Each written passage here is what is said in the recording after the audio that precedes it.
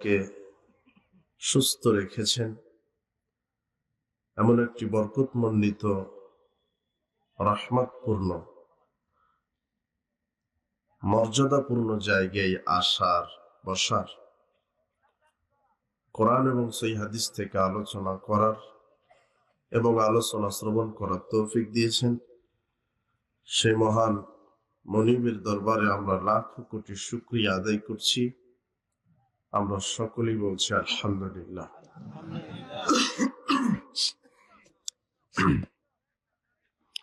লাখো কোটি দরুদ ও সালাম বর্ষিত হোক মানবতা আর মুক্তির দূত সৈয়দুল মুরসালিন, নবিকুল শিরোমণি, নবী সম্রাট, রাহমাতাল লিল আলামিন জনাবে মুহাম্মদ রাসূলুল্লাহ সাল্লাল্লাহু আলাইহি ওয়াসাল্লামের প্রতি। আমরা আজকে এই ইসলামী জালসায় যে বিষয়টি নিয়ে আলোচনা করব তা হচ্ছে মানহাজুস সালাফ, মানহাজের গুরুত্ব। মানহাজ সম্পর্কে কোরআন এবং সহিহ সুন্নাহ থেকে আমরা আলোচনা করার চেষ্টা করব ইনশাআল্লাহ। উল্লেখিত বিষয় আলোচনা করার পূর্বেই যারা রাস্তাঘাটে চলাচল করছেন, কথা বলছেন, যারা দাঁড়িয়ে আছেন, প্রত্যেককেই আমরা কথা বলা এবং চলাচল বন্ধ করার বিনীতভাবে অনুরোধ জানাচ্ছি। আপনারা যারা দায়িত্বশীল আছেন বিষয়টি দেখেন, কোনো মানুষ যেন দাঁড়িয়ে থাকতে না পারে, কেউ যেন কথা বলতে না পারে। কোনো বিশৃঙ্খলা আমরা এখন দেখতে চাচ্ছি না। রাত অনেক হয়ে গেছে, ধৈর্যের পরিচয় দিবেন, বিনয়ের সাথে, নম্রতার সাথে, ভদ্রতার সাথে আপনারা আমাদেরকে মূল্যায়ন করার চেষ্টা করবেন। আল্লাহর নিকটে প্রথমেই দোয়া করি, প্রতিপালক, আজকের ইসলামী জালসাটি তুমি আমাদের জন্য কবুল করে নাও।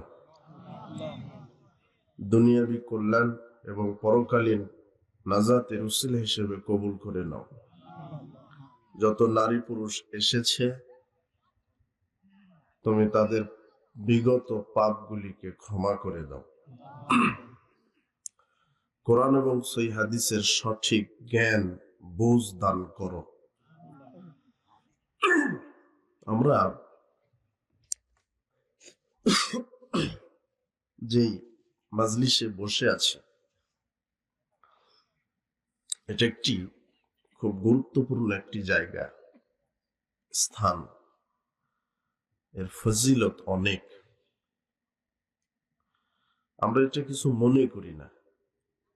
অনেকেই ইসলামী জালসায় আসে, সম্মেলনে আসে, তাফসির মাহফিলে আসে, এমনিতেই ঘোরাফেরার জন্য আসে, অনেকে বিভিন্ন জিনিস ক্রয় বিক্রয়ের জন্য আসে। এটা একটা অনেকেই একটা ব্যবসার মাধ্যম বা একটা পর্যটনের মাধ্যম হিসেবে ইদানিং মানুষ সম্মেলনকে মনে করে। আসলে এটা হচ্ছে মাজালুসুল ইলম, জ্ঞানের মাজলিস। এটা কি? এখানে আসতে হয় জ্ঞান অর্জন করার জন্য। কিন্তু অনেকে আসে জিলাপি কিনবো, বাদাম কিনবো, ঘুরবো, পায়চারি করবো, চলে যাব। বা কেমন বক্তা আসছে, কত দূর থেকে বক্তা আসছে, কেমন বক্তৃতা দিতে পারে, সুর কেমন, ঢং কেমন, এগুলি ভালো না লাগলে চলে গেল। তো এই মাজলিসে আসা এটা একটি ইবাদত। রাসূল সাল্লাল্লাহু আলাইহি ওয়াসাল্লাম বলছেন, কোন ব্যক্তি যখন বিদ্যা অর্জন করার জন্য রাস্তা দিয়ে হাঁটে, তার পায়ের নিচে ফেরেশতারা ডানা বিছিয়ে দেন। আগামীকাল এখানে আসবেন 100 বার, ফেরেশতারা কি বিছাবে না? আজকে বিছিয়েছে। কেন? এখানে বিদ্যা অর্জন করার জন্য এসেছেন। আর আমি প্রথমেই বলছি, আপনারা ধৈর্যের পরিচয় দিবেন। আমি কিন্তু বক্তা না যে বক্তব্য দিয়ে আপনাদেরকে ধরে রাখবো, মুফাসসিরও না যে কোনো কাহিনী বর্ণনা করব, কান্নার ভান করে কান্না করব, হাসির ভান করে হাসবো, এরকম না। শিক্ষক যেমন ক্লাস নেয়, দার্স, মনে করবেন আপনি ক্লাসে বসে আছেন। কোথায় বসে আছেন? ক্লাসে। এখানে ক্লাস হচ্ছে, আর এটা হলো শেষ ঘন্টা। এটা কি ঘন্টা? শেষ ঘন্টা। আর শেষ ঘন্টার ক্লাস বেশি লম্বা করতে হয় না। ছাত্ররাও মনে করে যে এটাই শেষ, কখন বুঝি ছুটি, কখন বুঝি ছুটি, তা না? তাহলে একটু ধৈর্যের পরিচয় দিবেন। মা বোনেরা এসেছেন, আপনারাও ধৈর্যের পরিচয় দিবেন।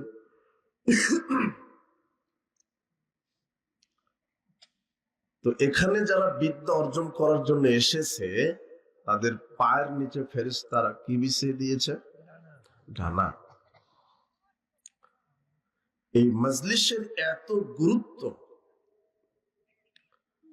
রাসূল সাল্লাল্লাহু আলাইহি ওয়াসাল্লাম বলছেন, মাজালাসা কওমুন মাজলিসান ইয়াযকুরুনাল্লাহ, যখন কোন কওম, কোন জাতি কোরআন হাদিসের মজলিসে বসে,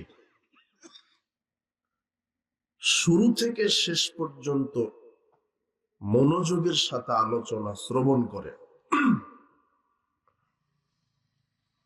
ইল্লা নাদাহুম মুনাদিম মিনাস সামা, আল্লাহ আকাশ থেকে ওই সমস্ত নারী পুরুষদেরকে বলেন, কুমু মাগফুরাল লাকুম, যারা বসে আলোচনা শুনেছ শুরু থেকে শেষ পর্যন্ত, এখন অনুষ্ঠান শেষ হয়েছে, তোমরা উঠে পড়ো, কেন আমি তোমাদের বিগত সব পাপগুলিকে ক্ষমা করে দিয়েছি।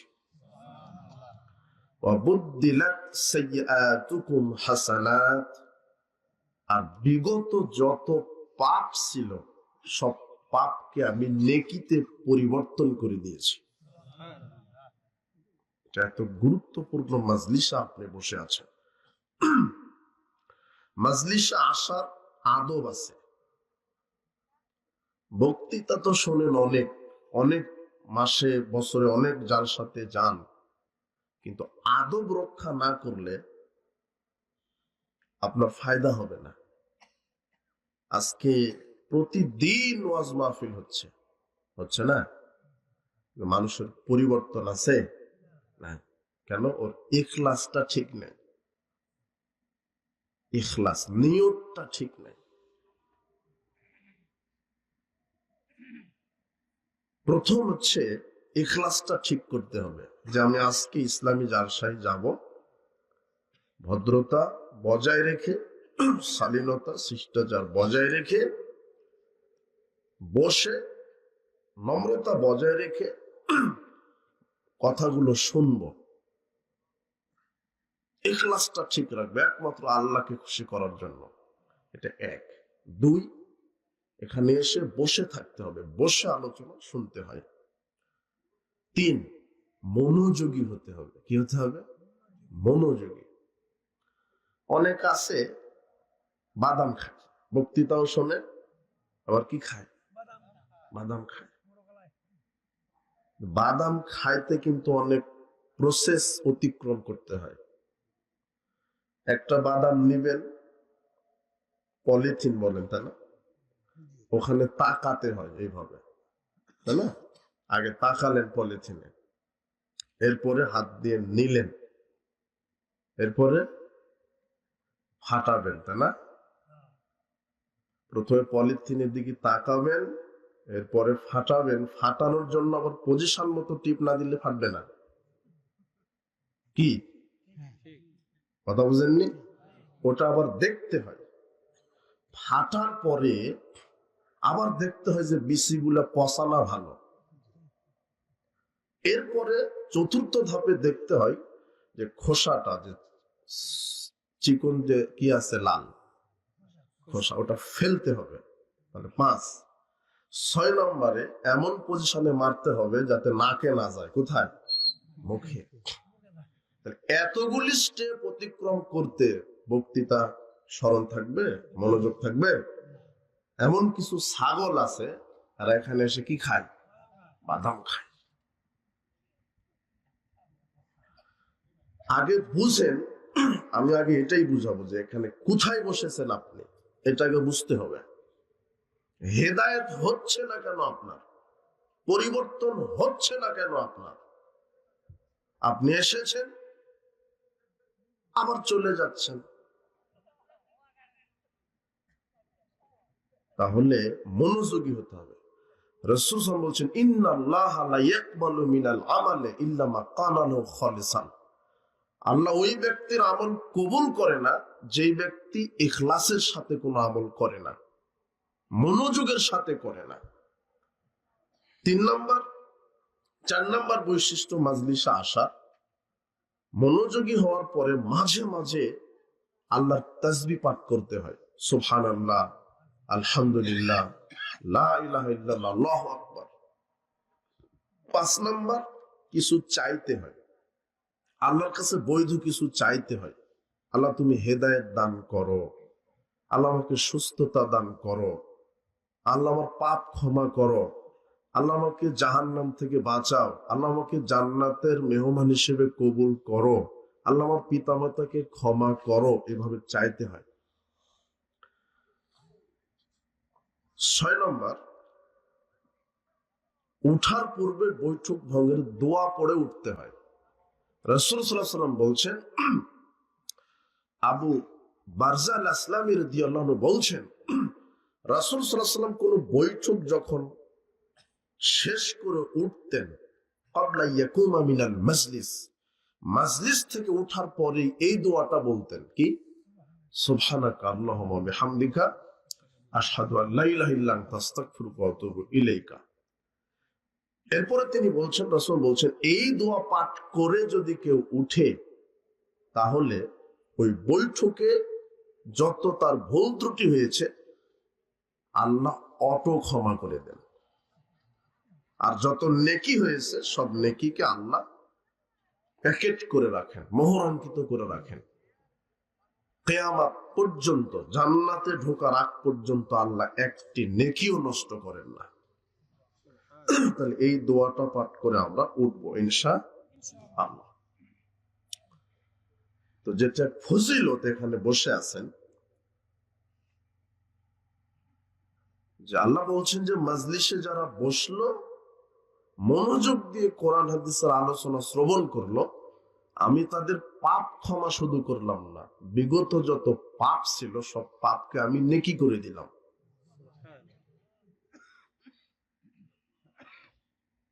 রাসূল সাল্লাল্লাহু আলাইহি ওয়াসাল্লাম বলছেন, ইযা আমানাল ইমাম ফাআমিনু, ইমাম যখন আমিন বলে তখন তোমরা আমিন বলো।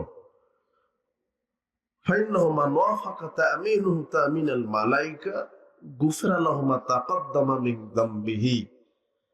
ইমাম আমিন বললে সাথে সাথে আকাশের ফেরেশতারাও আমিন বলে, কাজেই তোমরাও আমিন বলো। ইমামের আমিন, তোমাদের আমিন আর ফেরেশতাদের আমিন যদি একসাথে হয়ে যায়, আল্লাহ তোমাদের বিগত সব পাপ ক্ষমা করে দেন।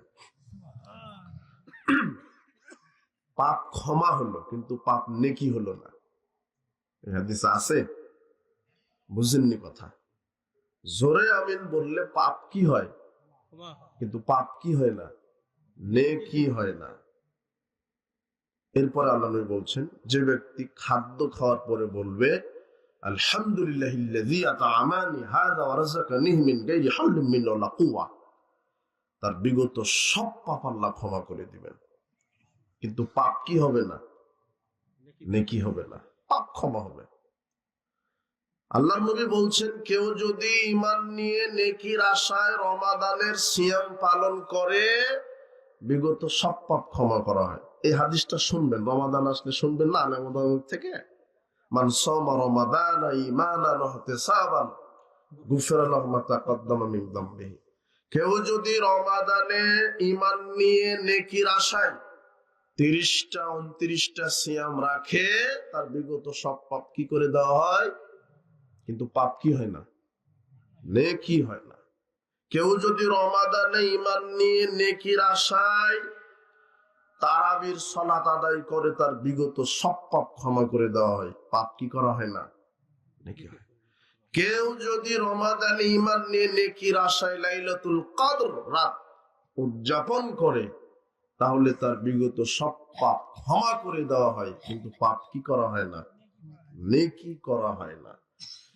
কেউ যদি হজ করে, হজ কবুল যদি হয়, আল্লাহ বলছেন তাকে এমন ভাবে নিষ্পাপ করা হয় যেই দিন তার মা তাকে প্রসব করেছিল। তার সব পাপ ক্ষমা করা হয়, পাপ কি করা হয় না? নেকি করা হয় না। রাসূল বলছেন কেউ যদি দুজন মুসলিম পরস্পর দুই হাতে মুসাফা করে সালাম দেয়, ওর ডান হাত এর ডান হাত, পরস্পর কয় হাত? দুই হাত। আল্লাহ নবী বলছেন পরস্পরের দুই হাত পৃথক হওয়ার পূর্বেই তাদের বিগত সব পাপ ক্ষমা করে দেওয়া হয়, কিন্তু পাপ কি করা হয় না? আল্লাহ নবী বলছেন মানুষ যখন তার সালাতে দাঁড়ায়, সব জীবনের সব পাপ দুই কাঁধের উপরে রাখা হয়। যে কোনো নারী পুরুষ যখন সালাতে দাঁড়িয়েছে, তার পাপ হলো দুই কাঁধে রাখা হয়েছে। রুকু করলো, উঠলো, এরপরে যেই সেজদায় চলে গেছে, সব সেজদায় মাটিতে সব পাপ ঝরে পড়ে যায়, কিন্তু পাপ কি হয় না? নেকি হয় না। এখন যেখানে বসে আছেন, আল্লাহ বলছেন যে বিগত যত পাপ ছিল সব পাপ তো আমি আল্লাহ ক্ষমা করলাম, সব পাপকে আমি নেকি করে দিলাম। এখন কি বুঝেছেন কোথায় বসে আছেন? কেন এত ফজিলত দেন? মানে এখানে বসে থাকলে আপনি সালাত শিখতে পারবেন। বুঝলেন মনে হয় কথা? এখানে এসেছেন শিখার জন্য। খাবেন কিভাবে ওটা এখানে শিখবেন, যদি মৌলানা সাহেব ওই বিষয়ে বক্তব্য দেয়। বুঝলেন কথা? ঘুমাবেন কিভাবে, পেশাব পায়খানা করবেন কিভাবে, বিবাহের পূর্বে পরে কি, মানুষ মারা গেলে করণীয় কি, ঈমান আনবেন কিভাবে, আমল করবেন কিভাবে, ইলমের বৈঠক মাজলিসই হচ্ছে কি এটা। এই জন্য এটার এত ফজিলত। সালাতের মধ্যে কিছু চাইলে যে আল্লাহ দিবে এরকম কথা নাই। সালাতের মধ্যে কিছু চেয়েছেন, আল্লাহ ওয়াদা করেছেন যে দিবেনি, এরকম নাই। কিন্তু আল্লাহর নবী বলছেন ইন্না লিল্লাহি মালাইকাতান সাইয়ারাতান হুদুলান, আল্লাহর বিশেষ কিছু পর্যটক ফেরেশতা রয়েছে, ইয়াতাতাব্বাউনা, তারা সারা পৃথিবী, তাদেরকে দায়িত্ব দিয়েছেন আল্লাহ যে তোমরা ঘুরো, সারা পৃথিবী পাইচারি করতে থাকো, ঘুরতে থাকো, দেখো তো যে কোথায় কোরআন হাদিসের মাজলিস হচ্ছে। ফাইদা ওয়াজাদু ফিহি যিকরুন, এই ফেরেশতারা খুঁজতে খুঁজতে যখন এরকম বৈঠক পেয়ে যায়, কাদু মাহুম, তখন একদল ফেরেশতা তাদের সাথে বসে যান। তাহলে এখন ফেরেশতা আমাদের সাথে কি আছে? বসে আছে। সুম্মা হাফা বাদুহুম বাদান বিআজনিহাতিহিম, এরপরে ফেরেশতারা কি করে? একজনের ডানার উপরে আরেকজনের ডানা, আরেকজনের ডানার উপরে আরেকজনের ডানা, এইভাবে ডানা এইভাবে বিছাতে বিছাতে বিছাতে প্রথম আসমান পর্যন্ত তারা প্রাচীর দিয়ে রাখেন, ঘিরে রাখেন। এখন নিরাপত্তার মধ্যে আমরা আছি। কার রহমতের উপরে আছি? আল্লাহর। ফাইজা তাফাররাকু, যখন এই বৈঠক ভেঙে যাবে, আরাদা সাইদিলাস সামাই, তখন এই একদল ফেরেশতা, একদল মানে হাজারো লক্ষ কোটি ফেরেশতা এখন আছেন এখানে, এই লক্ষ কোটি ফেরেশতা চলে যাবে সপ্তম আকাশের উপরে। কার কাছে? আল্লাহর কাছে। যাওয়ার সাথে সাথে আল্লাহ ফায়াসালুহুল্লাহ আযজা ওয়া জাল, আল্লাহ তাদেরকে জিজ্ঞাসা করবেন, আইনা জিতুম, তোমরা কোথায় থেকে আমার কাছে আসলে? ও আলামু বিহিম, আল্লাহ জানেন না কোথায় থেকে গেল? জানেন কিনা? এরপরেও বলবে, মানে গুরুত্ব দেওয়ার জন্য, কোথায় থেকে আসলে? ফায়াকুলুনা, তখন তারা বলবে জিনা মিন ইনদি ইবাদাল্লাকা ফিল আরদি, প্রতিপালক ওই যে জয়পুরহাট, ওই এলাকাতে মাজলিস অনুষ্ঠিত হয়েছিল, কোরআন হাদিসের আলোচনা হচ্ছিল। তো ওখানে আমরা জায়গা পেয়েছি, বসেছিলাম। তো ওখানে বসেছি, তোমার বান্দা বান্দির ওই জায়গা থেকে আসলাম, ইউসাব্বিহুনা, যারা আপনার তাসবিহ পাঠ করছে তারা বলছে সুবহানাল্লাহ, ইহমাদুনা, আপনার প্রশংসা করছে, বলছে আলহামদুলিল্লাহ, ওই হাল্লিলুনা, তারা বলছে লা ইলাহা ইল্লাল্লাহ, ওই কাব্বিরুনা, তারা বলছে আল্লাহু আকবার। এইভাবে তাসবিহ কোরআন হাদিসের আলোচনা করতে করতে ইয়াসআলুনা, আপনার কাছে চেয়ে বসেছে, আপনার কাছে চেয়ে বসেছে কি? মিম্মা ইয়াসআলুনা, ইয়াসআলুনি ও মাযা ইয়াসআলুনি, আল্লাহ বলছেন কি চেয়ে বসেছে আমার কাছে? তখন ফেরেশতা বলছেন ইয়াসআলুনাকা জান্নাতাক, তারা আপনার কাছে আপনার জান্নাত চেয়েছে। তখন আল্লাহ বলছেন হাল রাউ জান্নাতি, তারা কি আমার জান্নাত দেখেছে? ফেরেশতারা বলছে লা, না দেখেনি। কাইফা লাউ রাউ জান্নাতি, কেমন হতো যদি ওরা আমার বান্দা বান্দিরা আমার জান্নাত দেখতো, কেমন হতো? না দেখেই চেয়েছে। আচ্ছা, এরপরে ফেরেশতা বলছে ইস্তাজিরুনা, তারা আপনার কাছ থেকে আশ্রয় চেয়েছে। আল্লাহ বলবেন মিম্মা ইস্তাজিরুনানি, তারা আমার কাছ থেকে কোন বিষয় থেকে আশ্রয় চেয়েছে, পানাহ চেয়েছে? ফেরেশতারা বলবে মিন নারিক, আপনার জাহান্নাম থেকে আশ্রয় চেয়েছে। হাল রাউ নারি, তারা কি আমার জাহান্নাম দেখেছে? লা, কাইফা লাউ রাউ নারি, আল্লাহ বলবেন কেমন হতো যদি তারা আমার জাহান্নাম দেখতো, না দেখেই চেয়েছে। আচ্ছা ঠিক আছে। এরপরে ফেরেশতা তৃতীয় ধাপে বলবেন ইস্তাগফিরুনাক, তারা আপনার কাছে ক্ষমা চেয়েছে। তার মানে এখানে আসলে তাসবিহ পাঠ করতে হয়। কি তাসবিহ? এটা ফেরেশতারা কার কাছে বলে দিবে?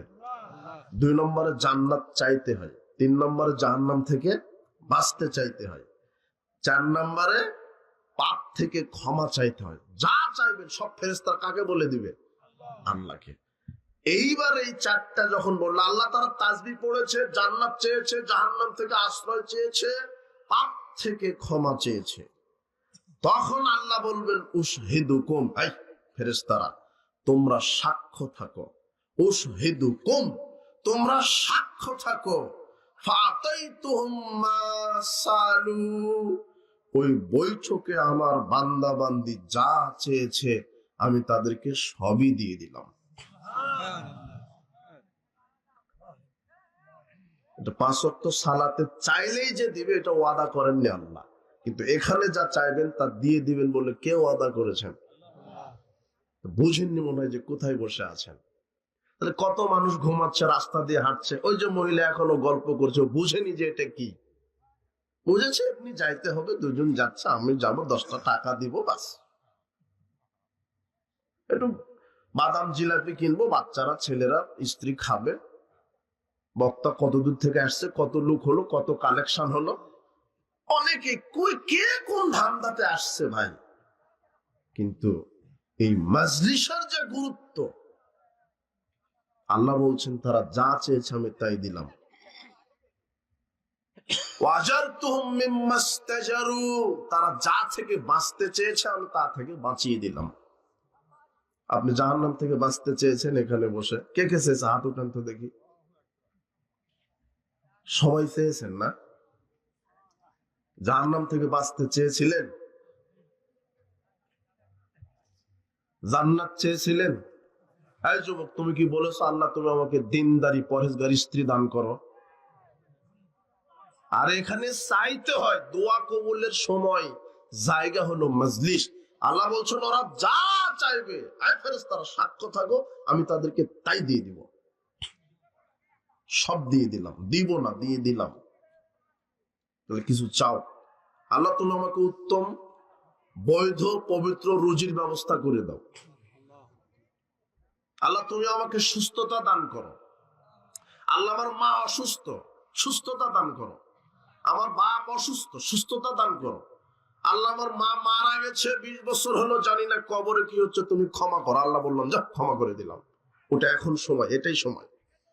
কিছু চাইতে হবে, কিছু বলতে হবে। আর এখন আকাশের সব দরজা খোলা আছে। আল্লাহ নবী বলছেন যখন কোরআন হাদিসের জালসা যেখানে হচ্ছে, তাদের সম্মানে আল্লাহ আকাশের সব বরকত রহমতের দরজা খুলে রেখেছেন। এখন সরাসরি চলে যাবে, কোনো বাধা নেই। এটা হলো মাজলিস। ওয়া গাফারতুহুম, সাক্ষ্য থাকো আমি তাদের সবাইকে ক্ষমা করে দিলাম। তখন ফেরেশতারা আপত্তি করবে, আল্লাহ থামেন থামেন, ইন্নামা মারাফা জালাসা মাহুম ফিহিম আব্দুন ফুলানুন খাত্তা। ওই রাস্তা দিয়ে একটা বদ মানুষ, খুবই পাপিষ্ঠ, রাস্তা দিয়ে যাচ্ছিল। ওই লোকটাও দেখলো যে দেখি তো ওখানে কি বলে মাওলানা সাহেব, দেখি তো ওখানে কি হচ্ছে, লোকেরা বসে আছে। তাই কোরআন হাদিসের মহব্বত ওই পাপী লোকটাও বসে গেছে। রাস্তা দিয়ে যাচ্ছিল কিন্তু ওই পাপী লোকও বসে গেছে, খুব পাপী। আব্দুল খাত্তাউন, একেবারে বড় পাপী, সেও বসে গেছে মাজলিসে। তখন আল্লাহ বলছেন ওয়া গাফারতু লাহু, আমি তাকেও ক্ষমা করে দিলাম। ও কত বড় পাপী আমি দেখব না। আল কওমু লা ইয়াসকা বিহিম জালিসুহুম, কোরআন হাদিসের মাজলিস এমন একটা বৈঠক, ওখানে যেই বসবে আমি কাউকে দুর্ভাগা হতভাগা করব না। এটা কার বক্তব্য? এতটুকু কথা আপনার কাছে থাকলো। এটা বৈঠকের মাজলিসের এটা গুরুত্ব। তাহলে এখানে এসে 6টা আদব রক্ষা করতে হয়। ইখলাস, নিয়ত ঠিক রাখবেন, কথা বুঝেছেন?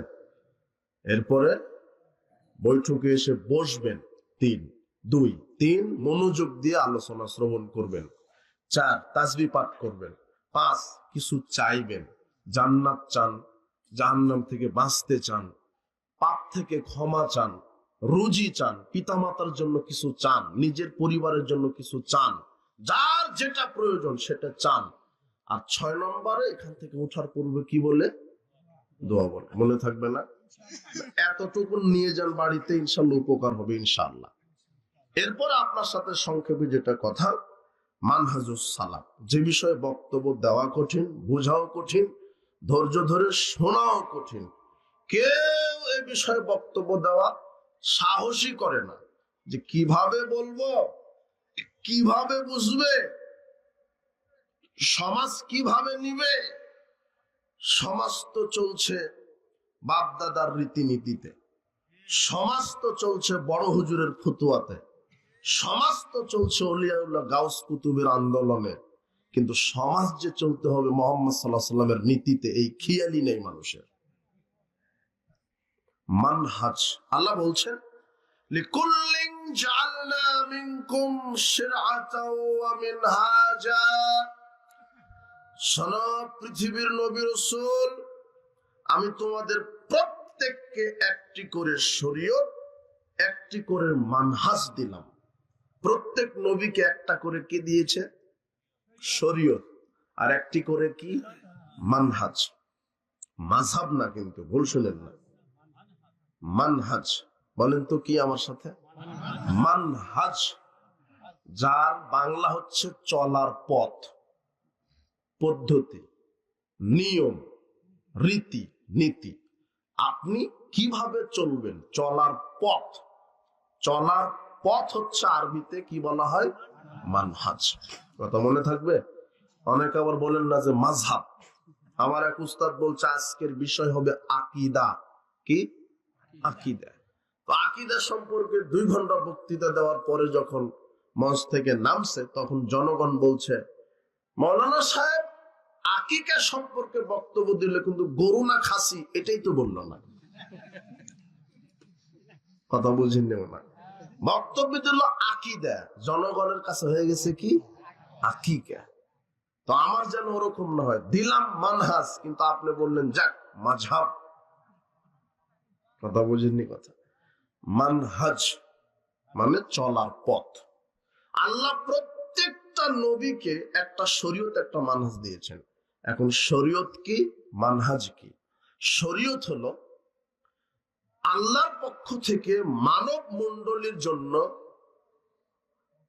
যত বিধি বিধান, রীতি নীতি, ঈমান, আমল, হুকুম, আহকাম, জীবন প্রণালী, এগুলো হলো শরীয়ত। এগুলি কি? শরীয়ত। আর মানহাজ কি? এই শরীয়ত পালন করার মানদণ্ড হচ্ছে কি? মানহাজ। আল্লাহর পক্ষ থেকে ঈমান আসছে, আমল আসছে, বিধান আসছে, হুকুম আসছে, ওই ঈমান, ওই আমল, ওই বিধান নিজের জীবনে কিভাবে বাস্তবায়ন করবেন, ওটাই হলো কি মানহাজ। কথা বুঝেছেন? খুব ধৈর্যের পরিচয় দিবেন। আপনারা তো রাত হয়ে গেছে অনেক, বক্তৃতা শোনার জন্য রেডি আছেন তো? ব্রেন ফ্রেশ আছে না? আচ্ছা, আল্লাহ তুমি আমাকে বোঝানোর এবং এই নারী পুরুষকে তুমি সঠিক আকীদা মানহাজ বোঝার তুমি তৌফিক দান করো। আমার ভাষাটা সহজ করো যেন তারা বুঝতে পারে। আমিন ইয়া রাব্বাল আলামিন। আচ্ছা, মানহাজ, প্রত্যেক নবীকে একটি করে শরীয়ত, একটি করে মানহাজ। বিভিন্ন নবীদেরকে বিভিন্ন শরীয়ত, কারো শরীয়তের সাথে কারো শরীয়তের মিল ছিল না। দিন একটাই ছিল, কি? ইসলাম। প্রত্যেকটা নবীর দিন কি? ইসলাম। দিন অভিন্ন, ভিন্ন নয়, কিন্তু শরীয়ত, একজনের শরীয়ত আর একজনের সাথে মিল খাবে না। শরীয়ত বিভিন্ন রকমের। যেমন আদম আলাইহিস সালামের সময়ে নিজের ছেলে মেয়ের বিবাহ কি ছিল? বুঝেননি কথা? এটা তার শরীয়তে, কিন্তু মুহাম্মদ সাল্লাল্লাহু আলাইহি ওয়াসাল্লাম শরীয়তে কি জায়েজ? কি এটা? হারাম। কথা বুঝেননি? মূসা আলাইহিস সালামের যুগে ইহুদিদের উপরে চর্বি খাওয়া হারাম ছিল, আর আমাদের জন্য কি হালাল। গরুর, ওঠের, ছাগলের চর্বি খাওয়া কি আমাদের জন্য? আর মূসা আলাইহিস সালামের জন্য ইহুদিদের উপরে কি ছিল? হারাম। তার শরীয়ত ভিন্ন হচ্ছে না? কথা বুঝেননি? কোন নবীর উপরে 3 ওয়াক্ত, 4 ওয়াক্ত, 7 ওয়াক্ত সালাত ফরজ আছে, 10 ওয়াক্ত হতে পারে, ছিল। আমাদের নবীর উপরে কয় ওয়াক্ত? 5 ওয়াক্ত। তাহলে শরীয়ত ভিন্ন হচ্ছে না? এই কয়েকটা উদাহরণ দিলাম আর কি। তার মানে প্রত্যেকটা নবীর আলাদা আলাদা কি ছিল? শরীয়ত, এবং আলাদা আলাদা মানহাজ। কিন্তু আমাদেরকে মানতে হবে কোন নবীর শরীয়ত, কোন নবীর মানহাজ? মুহাম্মদ সাল্লাল্লাহু আলাইহি ওয়াসাল্লাম। তাহলে মানহাজ হচ্ছে চলার পথ। তাহলে শরীয়ত কি আর মানহাজ কি একটু বুঝতে পেরেছেন তো? শরীয়ত হচ্ছে আল্লাহর পক্ষ থেকে আসা ঈমান, আমল, বিধান, জীবন প্রণালী, এগুলো হচ্ছে একটা শরীয়ত। আর এই শরীয়তকে আমরা আমাদের জীবনে কিভাবে বাস্তবায়ন করব, ঈমান আনবো কিভাবে, আমল করব কিভাবে, এটাই হলো কি মানহাজ, মানে চলার পথ। তাহলে মানহাজ একটু পরিচয় তো হলেন। আর একটা কথা, মানহাজ শব্দটা ব্যাপক।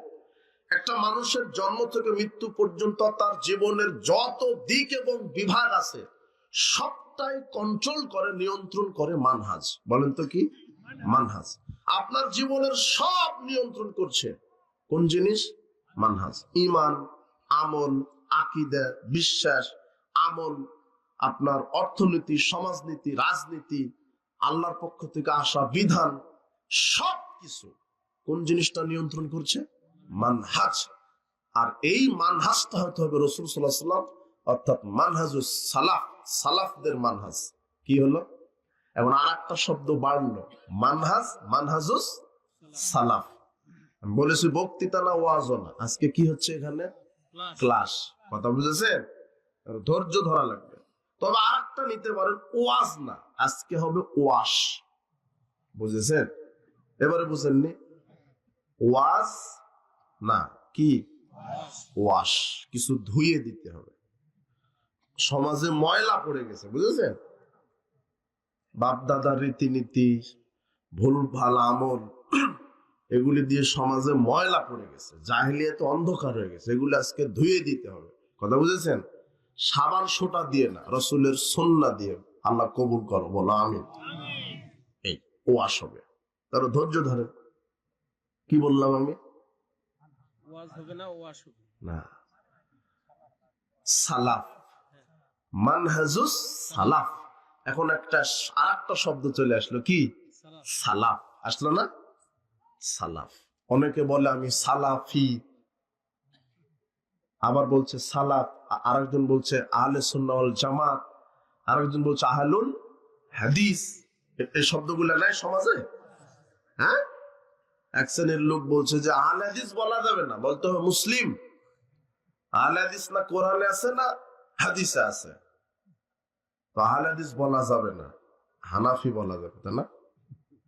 তুমি যে হানাফি বলছো, তোমার দলিল কোথায়? তুমি যে হাম্বালি বলছো, শাফি বলছো, তোমার দলিল কোথায়? মানে নিজের পাশাতে কি রেখেছে, ও আর একজনের পাশা কি করে? না, আহলে হাদিস পরিচয় দেওয়া লাগবে, কোথায় আছে বেটা? তুমি যে বলছো আমি দেওবন্দি হুঁ, আমি দেওবন্দি, তো তুমি দেওবন্দি পরিচয়, এটা কোথায় আছে? তুমি বলছো আমি মাছ ভান্ডারি, আমি চর্ম নাই, তোমার গায়ে চামড়াই নাই, তুমি হলে চর্ম নাই। তুমি বলছো আমি চর্ম নাই, তো তুমি চর্ম নাই, এর দলিল কোথায় আছে? তুমি জাতিকে প্রতারণা দিচ্ছ, আল্লাহ তোমাকে হেদায়েত দান করুন। তো এই যে শব্দগুলি কোরআন মাজিদে আল্লাহ মানুষের বিভিন্ন বৈশিষ্ট্যগত নাম দিয়েছেন। আনসার আছে, তো মুসলিম পরিচয় দিতে হবে যে, কিন্তু সাহাবীদেরকে আল্লাহ কি বলে ডেকেছেন? আনসার। মুহাজির নাই? যখন আল্লাহ সাহাবীকে বলছেন তোমরা আনসার, তখন তারা মুসলমান না, তাই না? হ্যাঁ, আনসার তো। আল্লাহ বলছেন তুমি মুহাজির, এখন আরো মুসলমান না। আরেকজন বলছে আপনি মুসলিম না আহলে হাদিস, বলছেন না? জিজ্ঞাসা করছে, তোমার এক উস্তাদকে জিজ্ঞাসা করছে, তখন উনি বলছিলেন যে তুমি বাপের সন্তান না মায়ের সন্তান? শুনুন এই কথা, বাপের সন্তান না মায়ের সন্তান? আর বলতে পারে না। যদি বলে যে বাপের সন্তান, তাহলে মায়ের সন্তান না। আর যদি বলে মায়ের সন্তান, তাহলে কি বাপের না? তাহলে ওর প্রশ্ন ঠিক হয়েছে না?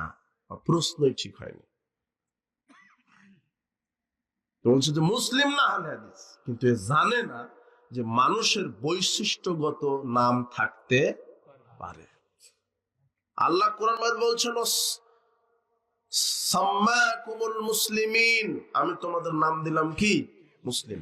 এরপর আল্লাহ সাহাবীদেরকে মুহাজির আনসার বলে ডাকেনি? যারা মৃত্যুবরণ করেছে আল্লাহ রাস্তায় তাদেরকে শহীদ বলেনি? যারা সত্যবাদী তাদেরকে সিদ্দিক বলেনি?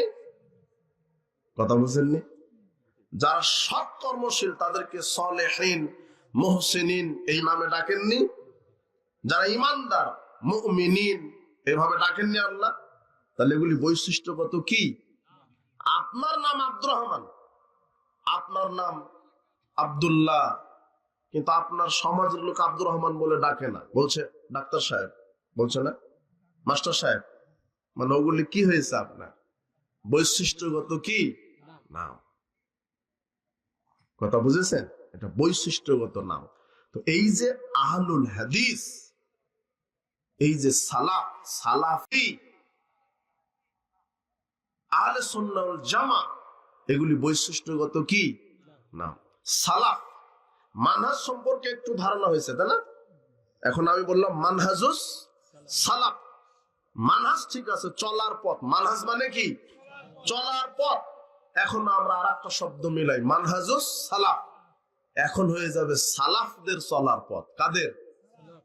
সালাফদের চলার পথ ঠিক আছে, কিন্তু কার চলার পথ নিবেন? পীরের, অলির, গাউস, কুতুব, অমুক নেতা, বড় পীরের, বড় আলেমের, সংখ্যাগরিষ্ঠতা? কিন্তু মানহাজ কার নিতে হবে? সালাফ। এখন এই সালাফটাকে, সালাফ কি? সালাফ মানে, সালাফের বাংলা হচ্ছে পূর্বসরী, পূর্বপুরুষ। বলেন পূর্ব পুরুষ। আর সর্বপ্রথম উম্মতে মুহাম্মাদের জন্য প্রথম সালাফ হচ্ছেন স্বয়ং মুহাম্মদ সাল্লাল্লাহু আলাইহি সাল্লাম। 6286 নম্বর হাদিস, রাসূল সাল্লাল্লাহু আলাইহি সাল্লাম তার মেয়ে ফাতেমাকে বলছেন, ফাত্তাকিল্লাহ ওয়াসবিরি, ফাতেমা তুমি আল্লাহকে ভয় করো, ধৈর্য ধারণ করো। ফাইন্নী নি'মা সালাফ আনা লাক, আমি তোমার জন্য উত্তম সালাফ। বলেন সুবহানাল্লাহ। মানে আমি তোমার উত্তরসূরি, আমি তোমার পূর্বসূরি, আমি তোমার অগ্রগামী, তোমার আগে আমি যাব, তুমি আমাকে অনুসরণ করো, পিছে পিছে আসো। সুবহানাল্লাহ।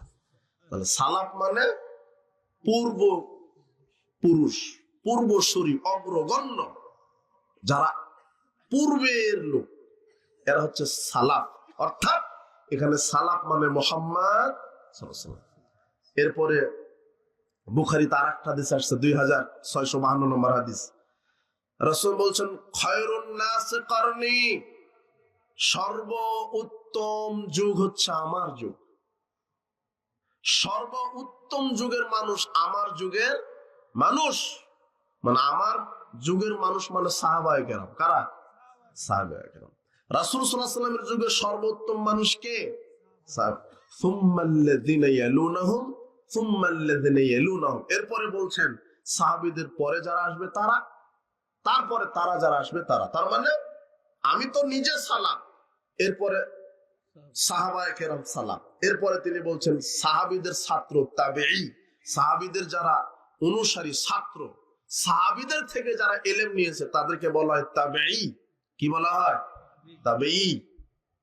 এরপরে তাবে তাবেঈ, মানে তাবির কাছ থেকে যারা কি নিয়েছে? ইলম নিয়েছে, এদেরকে কি বলা হয়? তাবে তাবেঈ।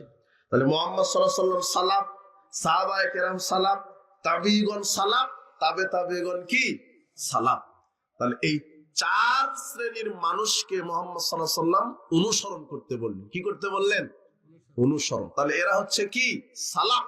মুহাম্মদ সাল্লাল্লাহু আলাইহি ওয়াসাল্লাম সালাফ, সাহাবায়ে কেরাম সালাফ, সাহাবীদের ছাত্ররা সালাফ, সাহাবীদের ছাত্ররা কি? সালাফ। এখন বুঝেছেন সালাফ কারা? বুঝেননি? সালাফ কারা? পূর্বসূরি। রাসূল সাল্লাল্লাহু আলাইহি ওয়াসাল্লাম এবং সাহাবায়ে কেরাম, এরা কি? সালাফ। এখন আরেকটা বলা হয় সালাফি, তাই না? সালাফ এরপরে কি? সালাফি। এখন আমি বলবো আমি সালাফি। কেন?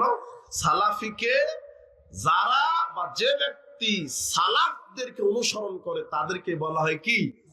সালাফি। বুঝে আসছে? এগুলো বৈশিষ্ট্যগত নাম। এখন আপনি মুসলমান না, তাই না? এখন সালাফি। তাহলে বুঝেছেন যে বৈশিষ্ট্যগত নাম থাকতে পারে। মানহাজুস সালাফ, তাহলে চলার পথ। এবার বলেন চলার পথ পীরের না চলার পথ কাদের মানতে হবে? সালাফদের। বুঝে আসছে? এটাই। এখন এই চলার পথ অনুসরণের ক্ষেত্রে এক মানহাজটা দেখেন, অনুসরণের ক্ষেত্রে মানহাজ, দুই ঈমানের ক্ষেত্রে মানহাজ, তিন আমলের ক্ষেত্রে মানহাজ, চার বুঝ, কোনো কিছু বুঝার ক্ষেত্রে কি? মানহাজ। এতক্ষণ যা মনোযোগ দিয়েছিলেন আপনি আমার সাথে খেয়ানত করছেন, মুনাফিকি করবেন না। আমি বলেছি আপনি ধৈর্য ধারণ করুন, আপনার ঈমান আমলের উপকার হবে ইনশাআল্লাহ। আপনি মুনাফিকি করবেন না। এই যুবক তুমি ধৈর্য ধরো, মুরুব্বি আপনি ধৈর্য ধরেন।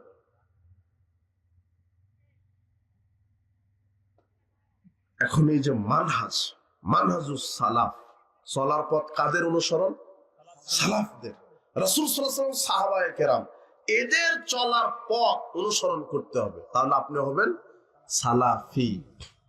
এখন ওই যে যারা বলছে ধোঁকা দিচ্ছে, মুসলিম পরিচয় দিতে হবে আর আহলে হাদিস পরিচয় দেওয়া যাবে না, ও আহলে সুন্নাহ ওয়াল জামাত আর আহলুল হাদিস, এই দুইটা শব্দ আপনার কাছে এখনো বলা হয়নি, তাই না? আহলুল হাদিস বলে না? আহাল মানে অনুসারী, আহাল মানে কি? আর হাদিস মানে কোরআন এবং সহিহ হাদিস। হ্যাঁ, হাদিস মানে যে কোরআন। সূরা জুমারের 23 আয়াত আল্লাহ বলছেন আল্লাহু নাযালা আহসানাল হাদিস, আল্লাহ উত্তম হাদিস অবতীর্ণ করেছেন। মানে আল্লাহ কোরআনকেও কি নামে ডেকেছেন? হাদিস। আর রাসূলের কথা তো হাদিসই, তাই আমরা বৈশিষ্ট্যগত নাম দিয়েছি আহলুল হাদিস। আর আহলুল হাদিস কারা? যারা সার্বিক জীবনে নিঃশর্তভাবে পবিত্র কোরআন এবং সহিহ হাদিস মেনে চলে, তাদের বৈশিষ্ট্যগত নাম কি?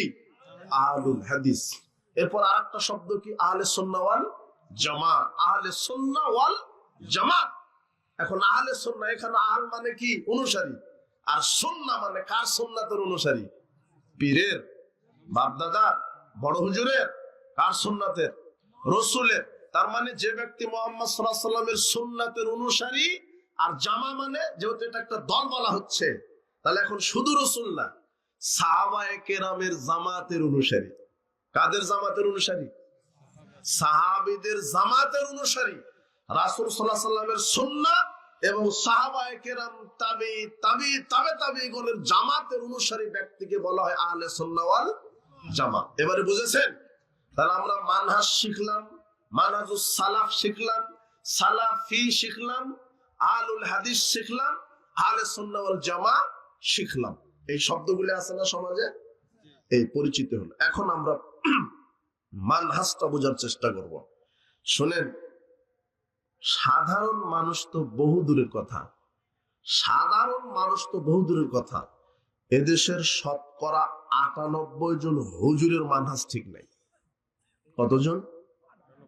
৯৮। এটা আমার একটু গবেষণা, এই ঘুরে ঘুরে আরো বেশি হতে পারে, ৯৯ দিতে পারেন, অথবা ১৯৯৯ দিতে পারেন। কথা বুঝেননি মনে হয়? কথা বুঝেছেন? আলেমদের মানহাজ ঠিক নেই, মানহাজ চলার পথ। আর আমি আগেই বলেছি, একটা মানুষের সার্বিক জীবনটা নিয়ন্ত্রণ করবে কি? মানহাজ। কাদের মানহাজ? তাহলে সার্বিক জীবনের মধ্যে ঈমান কি? ঈমান মানে কি? না, ঈমান মানে স্বীকৃতি প্রদান। কাফের মানে কি? কুফর মানে কি? অস্বীকার। তাহলে ঈমান মানে এই তো। যদি বলেন যে ঈমান মানে বিশ্বাসের নাম ঈমান, তাহলে আবু জাহল উতবা সাহেব এরাও ঈমানদার হয়ে যাবে। কারণ আবু জাহল উতবা সাহেব এরাও আল্লাহকে কি করতো? কোরআন আল্লাহ বলেছেন যে মান ফিস সামাওয়াত মান খালাকা ওয়ালা ইন সাআলতাহুম মান খালাকাস সামাওয়াতি ওয়াল আরদ। আল্লাহ বলছেন, যদি মক্কার এই মুশরিকদেরকে জিজ্ঞাসা করো যে আকাশ জমিনের স্রষ্টা কে, লা ইয়াকুলুন্নাল্লাহ, তারা বলবে কি? তারা আল্লাহকে বিশ্বাস করে না। ওয়ালা ইন সাআলতাহুম মান খালাকাহুম, আবার বলছে আল্লাহ, তাদেরকে যদি জিজ্ঞাসা করো তোমাদের স্রষ্টা কে, তারা কার নাম বলেছে? তার মানে তারা আল্লাহকে কি করে? আপনিও তো করেন। তার মানে ওরাও মুমিন, আপনারাও মুমিন না। ঈমান ৩টে জিনিসের স্বীকৃতি প্রদান করার নাম ঈমান। কয়টা? ৩টে। এক, তাসদীক বিল জানান, অন্তরে কি? বিশ্বাস। ওয়াল ইকরারু বিল লিসান, মৌখিক স্বীকৃতি। ওয়াল আমালু বিল আরকান, কর্মে বাস্তবায়ন। এই তিনটার নাম কি? ওরা বিশ্বাস করত অন্তরে, মুখে স্বীকৃতিও দিত যে আল্লাহ তুমি স্রষ্টা, তুমি আমাদের স্রষ্টা, কিন্তু কর্মে বাস্তবায়ন করত না। আর আল্লাহকে সিজদা দিত, ওরা সালাত আদায় করত, আল্লাহর নামে কুরবানি করত, আল্লাহর নামে হজ করত, এই কর্মে তারা কি করত না। তা আপনি তাদের চাইতে কম কিসের? আপনি অন্তরে বিশ্বাস করেন, মুখে স্বীকৃতি দেন, কিন্তু আপনি হলো তাদের চেয়ে বড় মুনাফিক। ওরা শুধু মূর্তির সামনে সিজদা দিয়েছে, কাবা ঘরে দেয়নি। কিন্তু বাংলাদেশে এমন মুনাফিক মুশরিক আছে, আবু জাহেলের চাইতে বড় মুনাফিক মুশরিক, যে এরা মসজিদ আল্লাহকে সিজদা দেয়, মাজারে গিয়ে শয়তানকেও সিজদা দেয়, হলো আরো বড় মুশরিক। কথা বুঝেছেন? দ্বিমুখী মুশরিক, মুনাফিক মুশরিক।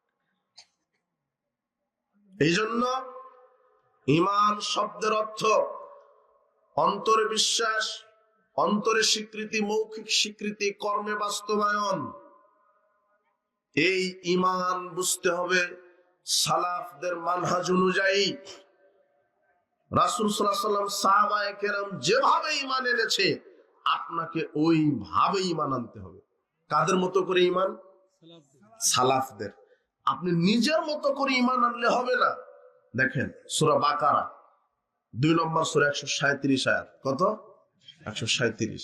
আল্লাহ বলছেন, ফাইন আমানু বিমিসলি মা আমানতুম বিহি। আল্লাহ বলছেন, মা আমানতুম বিহি, মুহাম্মদ সাল্লাল্লাহু আলাইহি ওয়াসাল্লাম, তোমরা যেভাবে ঈমান এনেছো, ফাইন আমানু বিমিসলি, ওইভাবে যদি অন্য মানুষেরাও ঈমান আনে, তার মানে আমাদের ঈমান কাদের মতো হতে হবে? মুহাম্মদ সাল্লাল্লাহু আলাইহি ওয়াসাল্লামের মতো। এটা আল্লাহ বলছেন, সাহাবীদের মতো। আল্লাহ বলছেন ফাইন আমানু বিমিথলি মা আমানতুম বিহি, তোমরা যেভাবে ঈমান এনেছো এইভাবে যদি পৃথিবীর মানুষ ঈমান আনে ফাকাদ ইহতাদাউ, তাহলে তারাও হেদায়েত প্রাপ্ত হবে। আর যদি মানুষ ঈমান আনে তোমাদের মতো না, তাহলে তারা হেদায়েত প্রাপ্ত হবে না। তাহলে আপনার ঈমানটা কেমন দেখি? আচ্ছা, বিশ্বাস, এই খুঁটিটা, ঈমানের রুকুন কয়টি? হ্যাঁ, 5টি। বাহ, ঈমানের রুকুন কয়টি? 6টি। ইসলামের রুকুন কয়টি? এইবার হয়েছে। ঈমানের রুকুন 6টি। আমানতু বিল্লাহি ওয়া মালাইকাতিহি ওয়া কুতুবিহি ওয়া রাসূলিহি ওয়াল ইয়াউমিল আখির ওয়াল কদরি খাইরি ওয়া শাররিহি মিনাল্লাহি তাআলা। কয়টা হলো? 6টা। প্রথম হচ্ছে আমানতু বিল্লাহ, কার প্রতি ঈমান? আল্লাহর প্রতি। এখন দেখেন, আপনি বললেন আমি তো ঈমান আনলাম, কিন্তু আপনার ঈমান কাদের মতো হতে হবে? আপনার ঈমানকে নিয়ন্ত্রণ করবে কাদের মানহাজ? সালাফদের। দেখেন, যদি সালাফদের মানহাজ অনুযায়ী আপনার ঈমান না হয়, আপনি মুশরিক হয়ে যাবেন, কাফের হয়ে যাবেন। মনে করেন এই খুঁটিটা, এও বলছে আমানতু বিল্লাহ, এই খুঁটি এও বলছে আমানতু বিল্লাহ, কিন্তু এই খুঁটি বলে হ্যাঁ আমি আল্লাহকে বিশ্বাস করি, কিন্তু এর বিশ্বাস হচ্ছে আল্লাহ সর্বত্র বিরাজমান আছে। এর বিশ্বাস কি আল্লাহ সর্বত্র বিরাজমান, আর এর বিশ্বাস যে না আল্লাহ সর্বত্র বিরাজমান না, আল্লাহ আরশের উপরে সমুন্নত। আচ্ছা, দুইজনে তো আমানতু বিল্লাহ, দুইজনে কি আমানতু বিল্লাহ, কিন্তু এর আল্লাহ সর্বত্র কি, আর এর আল্লাহ আরশের সমুন্নত। তাহলে অবশ্যই তো ঈমান তো একরকম হতে হবে। এদের বিশ্বাস কয় রকম হয়ে গেছে? 2 রকম। এখন আপনাকে দেখতে হবে এই ঈমানটা এই কাদের মানহাজ অনুযায়ী হলো। যদি এর ঈমানটা সালাফদের মানহাজ অনুযায়ী না হয়, এ হেদায়েত প্রাপ্ত হয়নি। এবং সালাফকে মুহাম্মদ সাল্লাল্লাহু আলাইহি ওয়াসাল্লাম, সালাফকে সাহাবায়ে কেরাম। এখন দেখি আল্লাহ সুবহানাহু ওয়া তাআলা রাসূল সাল্লাল্লাহু আলাইহি ওয়াসাল্লামের উপরে আয়াত নাযিল করলেন, আর রহমান আলাল আরশি ইস্তাওয়া, রহমান কোথায় সমুন্নত? আরশে। এই বিশ্বাস, এই আকীদা কার? মুহাম্মদ সাল্লাল্লাহু আলাইহি ওয়াসাল্লামের। সহিহ মুসলিমের 537 নম্বর হাদিস, মুআবিয়া বিন হাকাম আস-সুলামি রাদিয়াল্লাহু আনহু বলছেন, কানাত লি জারিয়াতুন, আমার একটা দাসী ছিল, তারা গানামান লিকিবালি হুদওয়াল জাওয়ানিয়া, আমার ওই দাসী 10-12 বছর বয়সে, দাসী মেয়ে দাসী 10-12 বছর, ছোট্ট একটা মেয়ে, বয়স 10-12, দাসী। আমার দাসীটা উহুদ এবং জাওয়ানিয়া পাহাড়ের উপত্যকায় ছাগল চড়াতো। মুআবিয়া বিন হাকাম আস-সুলামি তিনি বলছেন যে ছাগল চড়াতো। ইত্তালাতু জাতা ইয়াউমিন, আমি একদিন লক্ষ্য করে দেখলাম, দেখি তো আমার এই দাসী কি ফাঁকি দেয়, ছাগল চড়ায় না এমনিতেই শুধু নিয়ে যায় আর আসে। একটু লক্ষ্য করি, মালিক তদারকি করে না। মুআবিয়া বিন হাকাম আস-সুলামি বলছেন যে আমার একটা দাসী ছিল, কত বছর হবে? ছোট, 10-12 বছর, মেয়ে বাচ্চা। ওই মুআবিয়া বিন হাকাম আস-সুলামির কি চড়াতো? ছাগল। উনি বলছেন দেখি দাসীটা ফাঁকি দেয় না ঠিক ঠিক কাজ করে, আমি তো তাকে, আমার দাসী, তাকে খাওয়া পড়া দিই। মুআবিয়া বিন হাকাম আস-সুলামি উকি দিয়ে দেখলেন, তো সেই দিনই ঘটনা কি হলো, ফাইদাদ দিবু কাযাবু বিশাতিম মিন গানামিহা, দেখলেন যে ওই দিনই, যেই দিনই তদারকি করতে গেছে, ওই দিনই একটা নেকড়ে বাঘ একটা ছাগলকে ধরে নিয়ে চলে গেল। কার চোখের সামনে? মালিকের চোখের সামনে, মুআবিয়া বিন হাকাম আস-সুলামি। তখন সাহাবী বলছেন, আনা রাজুলুম মিন বানি আদম, আমি তো আদমেরই সন্তান। আসাফু, আমি রাগান্বিত হয়ে গেলাম। কামাই আসিফুনা, যেমন আদমের বাচ্চারা কি হয়? রাগান্বিত হয়। তা আমি সাহাবী হলে কি হবে? আমি তো মানুষ, আমি কি হয়ে গেলাম? রাগান্বিত হয়ে গেলাম। সাকাতু সাক, কাতা রাগে ওই মেয়ে বাচ্চাকে একটা চড় মেরে দিলাম। চড় মারা বুঝেন তো, থাপ্পড় বুঝেন তো, একটা চড় মেরে দিলাম। চড় মারার পরে আজ্জামা যালিকা আলাইয়া, এটা আমার কাছে বড় অপরাধ মনে করলাম। আমি রাসূল সাল্লাল্লাহু আলাইহি ওয়াসাল্লামের কাছে গিয়ে ঘটনা বললাম, আল্লাহর নবী এই ঘটনা। তখন আল্লাহর নবী বলছেন যে তাকে আমার কাছে নিয়ে আসো, তোমার ওই দাসীকে আমার কাছে নিয়ে আসো। তখন মুআবিয়া বলছেন আমি আমার ওই দাসীকে রাসূলের কাছে নিয়ে গেলাম। নিয়ে যাওয়ার সাথে সাথে মুহাম্মদ সাল্লাল্লাহু আলাইহি ওয়াসাল্লাম প্রথম ঈমান যাচাই করছেন, আকীদা যাচাই করছেন। মুহাম্মদ সাল্লাল্লাহু আলাইহি ওয়াসাল্লাম বলছেন, এই দাসী বলো তো আইনাল্লাহ, আল্লাহ কোথায়? দেখেন কি যাচাই করছে, ঈমান। আইনাল্লাহ, আল্লাহ কোথায়? তখন দাসী, ছাগলের রাখাল, গরু ছাগলের রাখাল দাসী, সে বলছে ফিস সামাই, আল্লাহ আকাশের উপরে, আরশে। এরপরে আল্লাহ নবী বলছেন মান আনা, এবার বলো তো আমি কে? দাসী বলছে আনতা রাসূলুল্লাহ, আপনি আল্লাহর রাসূল। মুহাম্মদ সাল্লাল্লাহু আলাইহি ওয়াসাল্লাম বলছেন মুআবিয়া ফাইন্নাহা মুমিনা, এই দাসী তো মুমিনা, উতিকু বিহা, কাজে একে তুমি আজাদ করে দাও, মুক্ত করে দাও, এর আকীদা ঈমান ঠিক আছে। একটা দাসীর আকীদা আল্লাহ সর্বত্র নন, কোথায়? আসমানে, আরশে। আর এ দেশের কানা প্রতিবন্ধী মুফতি বলছে 36 বছর মুসলিম পড়ায়, কিন্তু এই হাদিস তার চোখে পড়ে। ও বলছে যে সর্বত্র, বেশ্যাখানা হতে নাকি আল্লাহ, টয়লেটেও নাকি আল্লাহ। কথা বুঝেননি মনে হয়?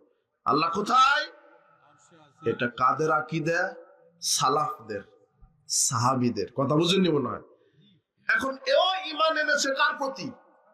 এও ঈমান এনেছে আল্লাহর প্রতি। দুজনেই তো ঈমানদার, মানহাজ কারটা ঠিক বলেন? এই দুইজন ব্যক্তির মানহাজ কারটা ঠিক? কথা বুঝেননি মনে হয়? যে যার আকীদা বিশ্বাস আল্লাহ আরশে সমুন্নত, সর্বত্র নন। আবার এই ব্যক্তি বলছে আল্লাহ নিরাকার, কিন্তু আল্লাহকে বিশ্বাস করে, করে না? কিন্তু আকীদা কি? আল্লাহ কি? নিরাকার। আর এই ব্যক্তি বলছে না, আল্লাহর আকার। তাহলে এখন দেখতে হবে কাদের মানহাজ? সালাফদের। ওদের কি আকীদা? আল্লাহ বলছেন সাহাবীদের, রাসূল সাল্লাল্লাহু আলাইহি ওয়াসাল্লামের আকীদা ঈমানের সাথে যদি তোমাদের ঈমান মিল খায়, তাহলে তোমরা কি? ঈমানদার। আর যদি তোমাদের ঈমান যদি রাসূলের মতো না হয়, তাহলে তোমরা ঈমানদার নও। তাহলে আপনি বলছেন আল্লাহ নিরাকার, কিন্তু রাসূল সাল্লাল্লাহু আলাইহি ওয়াসাল্লাম সাহাবীদের আকীদা কি? দেখি। এবারে কোরআনে আমরা যাই, সূরা সাদ 38 নম্বর সূরা 75 নম্বর আয়াত। আল্লাহ বলছেন ইয়া ইবলিস মা মানাকা তাসজুদা লিমা খালাকতু বিয়াদাইয়া, হে ইবলিস তোমাকে কিসে বাধা দিল আদমকে সিজদা দিতে, যে আদমকে আমি 2 হাতে সৃষ্টি করেছি। আল্লাহ কয় হাতে আদমকে সৃষ্টি করেছেন? আল্লাহর কয়টা হাত আছে? তো নিরাকার কেন? এই আয়াত নাজিল হয়েছে কার উপর? ওর পীরের বাপের উপরে, তাই না? আপনার উপরে আয়াত নাজিল হয়নি, এটা আপনার উপরে। তা আপনি বলছেন আল্লাহ নিরাকার, মানে নতুন করে ইবলিস বলেছে যে তুই বল আল্লাহ কি? নিরাকার।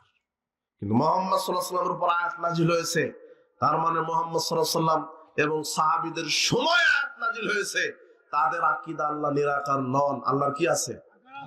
এই যে হাত আছে। এরপরে আল্লাহ বলছেন সূরা হুদের 37 আয়াতে ওয়াসনাইল ফুলকা বিআয়ুনিনা, হে নূহ তুমি আমার 2 চোখের সামনে নৌকা তৈরি করো। কয় চোখের সামনে? কে বলছেন এই কথা? আল্লাহর কি আছে? চোখ। বাকারার 115 আয়াত ফাইনামা তুওয়াল্লু ফাসাম্মা ওয়াজহুল্লাহ, তোমরা যেদিকেই তাকাও সেদিকেই আমি আল্লাহর চেহারা রয়েছে। আল্লাহর কি আছে? চেহারা। সূরা কলামের 42-43 আয়াত আল্লাহ বলছেন ইয়াউমা ইয়াকশাফুন সাকিউ ওয়া ইয়াদউনা ইলা সুজুদি ফালা ইস্তাতিউন, কিয়ামতের দিন আমি আল্লাহ আমার পায়ের নলা প্রকাশ করব। আল্লাহর কি আছে? পা। এগুলি কোরআনের আয়াত। রাসূল বলছেন ফামান নার ফালা তামতালু হাত্তা ইয়াজাল্লাহু রিজলাহু, জাহান্নাম পূর্ণ হবে না জাহান্নামীদেরকে জিন ইনসান, লক্ষ কোটি জিন ইনসানকে আল্লাহ জাহান্নামে দেওয়ার পরেও জাহান্নামে এত বিশাল যে জাহান্নাম পূর্ণ হবে না। অবশেষে আল্লাহ যখন তার পা ঢুকিয়ে দিবেন তখন জাহান্নাম আঁটো খাটো হয়ে যাবে। আল্লাহর কি আছে? এটা বুখারীর হাদিস। এটা হলো সালাফদের আকীদা। সালাফদের বিশ্বাসের সাথে যদি আপনার বিশ্বাস মিল হয় তাহলে আপনি মুমিন, ঈমানদার, আর না হলে আপনি মুশরিক, কাফের। কথা বুঝেন নিব না? তাহলে আপনার মানহাজটা কাদের মতো হতে হবে? সালাফদের। ঈমানের ক্ষেত্রে কাদের মতো হতে হবে? সালাফদের। ওদের আকীদা, ওদের বিশ্বাস আল্লাহ নিরাকার নন, আল্লাহর কি আছে? তবে আল্লাহ কোরআনে বলে দিয়েছেন লাইসা কামিসলিহি শাইউন, আমার মতো কেউ না, আল্লাহর মতো। ফালা তাদরিবু লিল্লাহিল আমসাল, তোমরা আমি আল্লাহর সাদৃশ্যতা বর্ণনা করো না। সাদৃশ্যতা মানে বুঝেন? হাতির কান এরকম, হাতির পা এরকম, এগুলো কি সাদৃশ্যতা করছেন না? কিন্তু আপনাকে বলা যাবে না আল্লাহর হাত মনে হয় এরকম, আল্লাহর পা মনে হয় মানুষের মতো, আল্লাহর চোখ মনে হয় মানুষের চোখের মতো। বলেন নাউজুবিল্লাহ। আল্লাহর চোখ আল্লাহর মতো, বুঝেননি মনে হয়?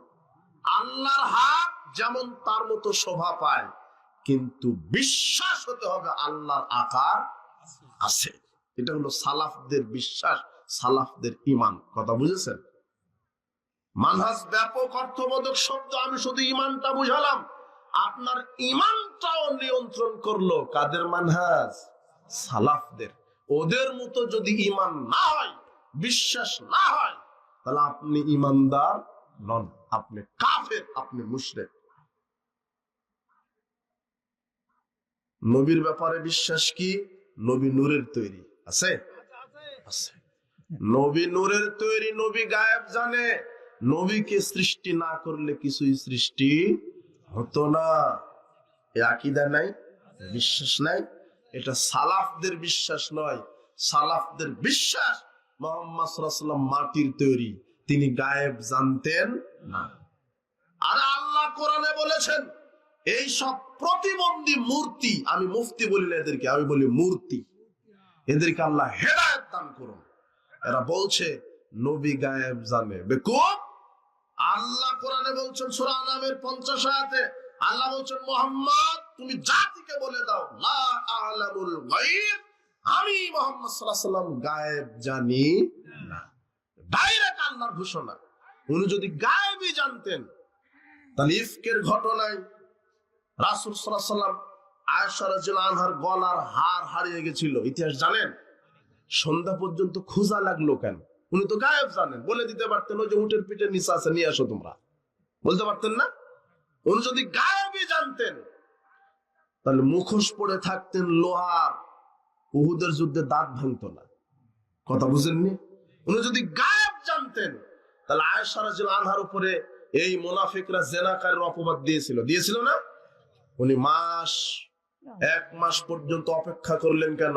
উনিও সন্দেহের মধ্যে ছিলেন, হতেও পারে। বলছে আয়েশা তুমি কি জেনা করেছ? আয়েশা চুপ। এক মাস পরে আল্লাহ কোরআনের 10টা আয়াত নাযিলের মাধ্যমে আয়েশা রাদিয়াল্লাহু আনহার সতীত্বের গ্যারান্টি আল্লাহ নিজে দিয়েছেন। তো উনি গায়েব জানলে তো তার উম্মতকে বলে দিতেন, শোনো আমি যেহেতু গায়েব জানি, আয়েশা আমার স্ত্রী সাফওয়ান বিন মুআত্তালের সাথে জেনা করেনি। কিন্তু উনি বলতে পেরেছেন, তার মানে উনি গায়েব জানেন।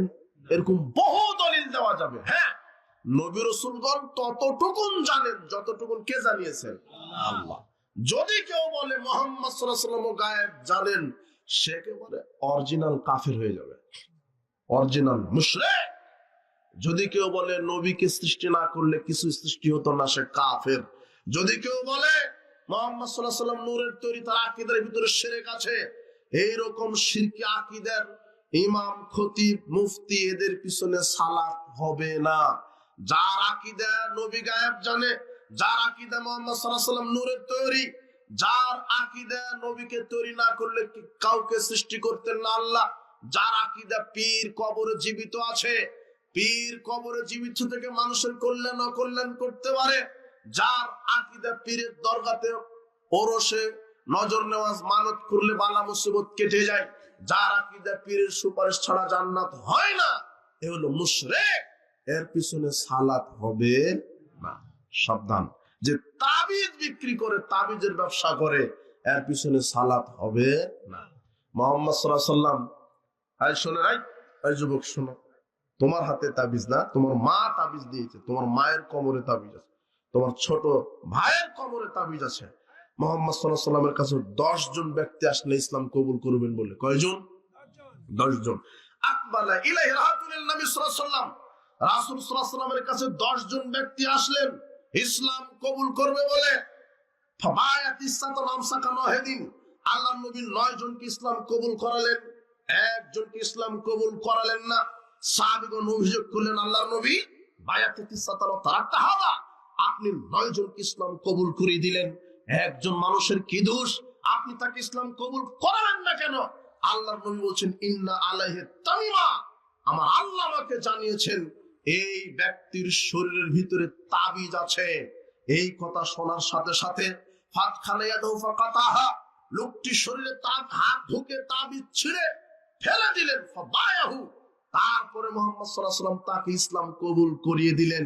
এরপরে তিনি বললেন, মান আল্লাকা তামিমা ফাকাদ আশরাকা, যে ব্যক্তি তাবিজ ঝুলালো সে শিরক করলো। কি করলো? তাবিজ শরীরে থাকা অবস্থায় মুসলমানই হতে পারে না। সেই জায়গা দেশের হুজুররা ইমামতিও করে, তাবিজেরও ব্যবসা করে। অবাক ক্ষতি, অবাক জাতি। আল্লাহ এদেরকে তুমি হেদায়েত দান করো। মুসলমানই হতে পারে না, ও ইমামতিও করছে, আবার তাবিজও বিক্রি করছে। তাবিজ শিরক। এই শিরকে আকীদার ইমামের পিছনে সালাত হবে না। আকীদাকে পরিষ্কার করুন, ঈমানকে বিশুদ্ধ করুন। আপনার ঈমানকে নিয়ন্ত্রণ করবে, বলেন কাদের মানহাজ? সালাফদের। তার মানে আপনার ঈমান কাদের মতো হতে হবে?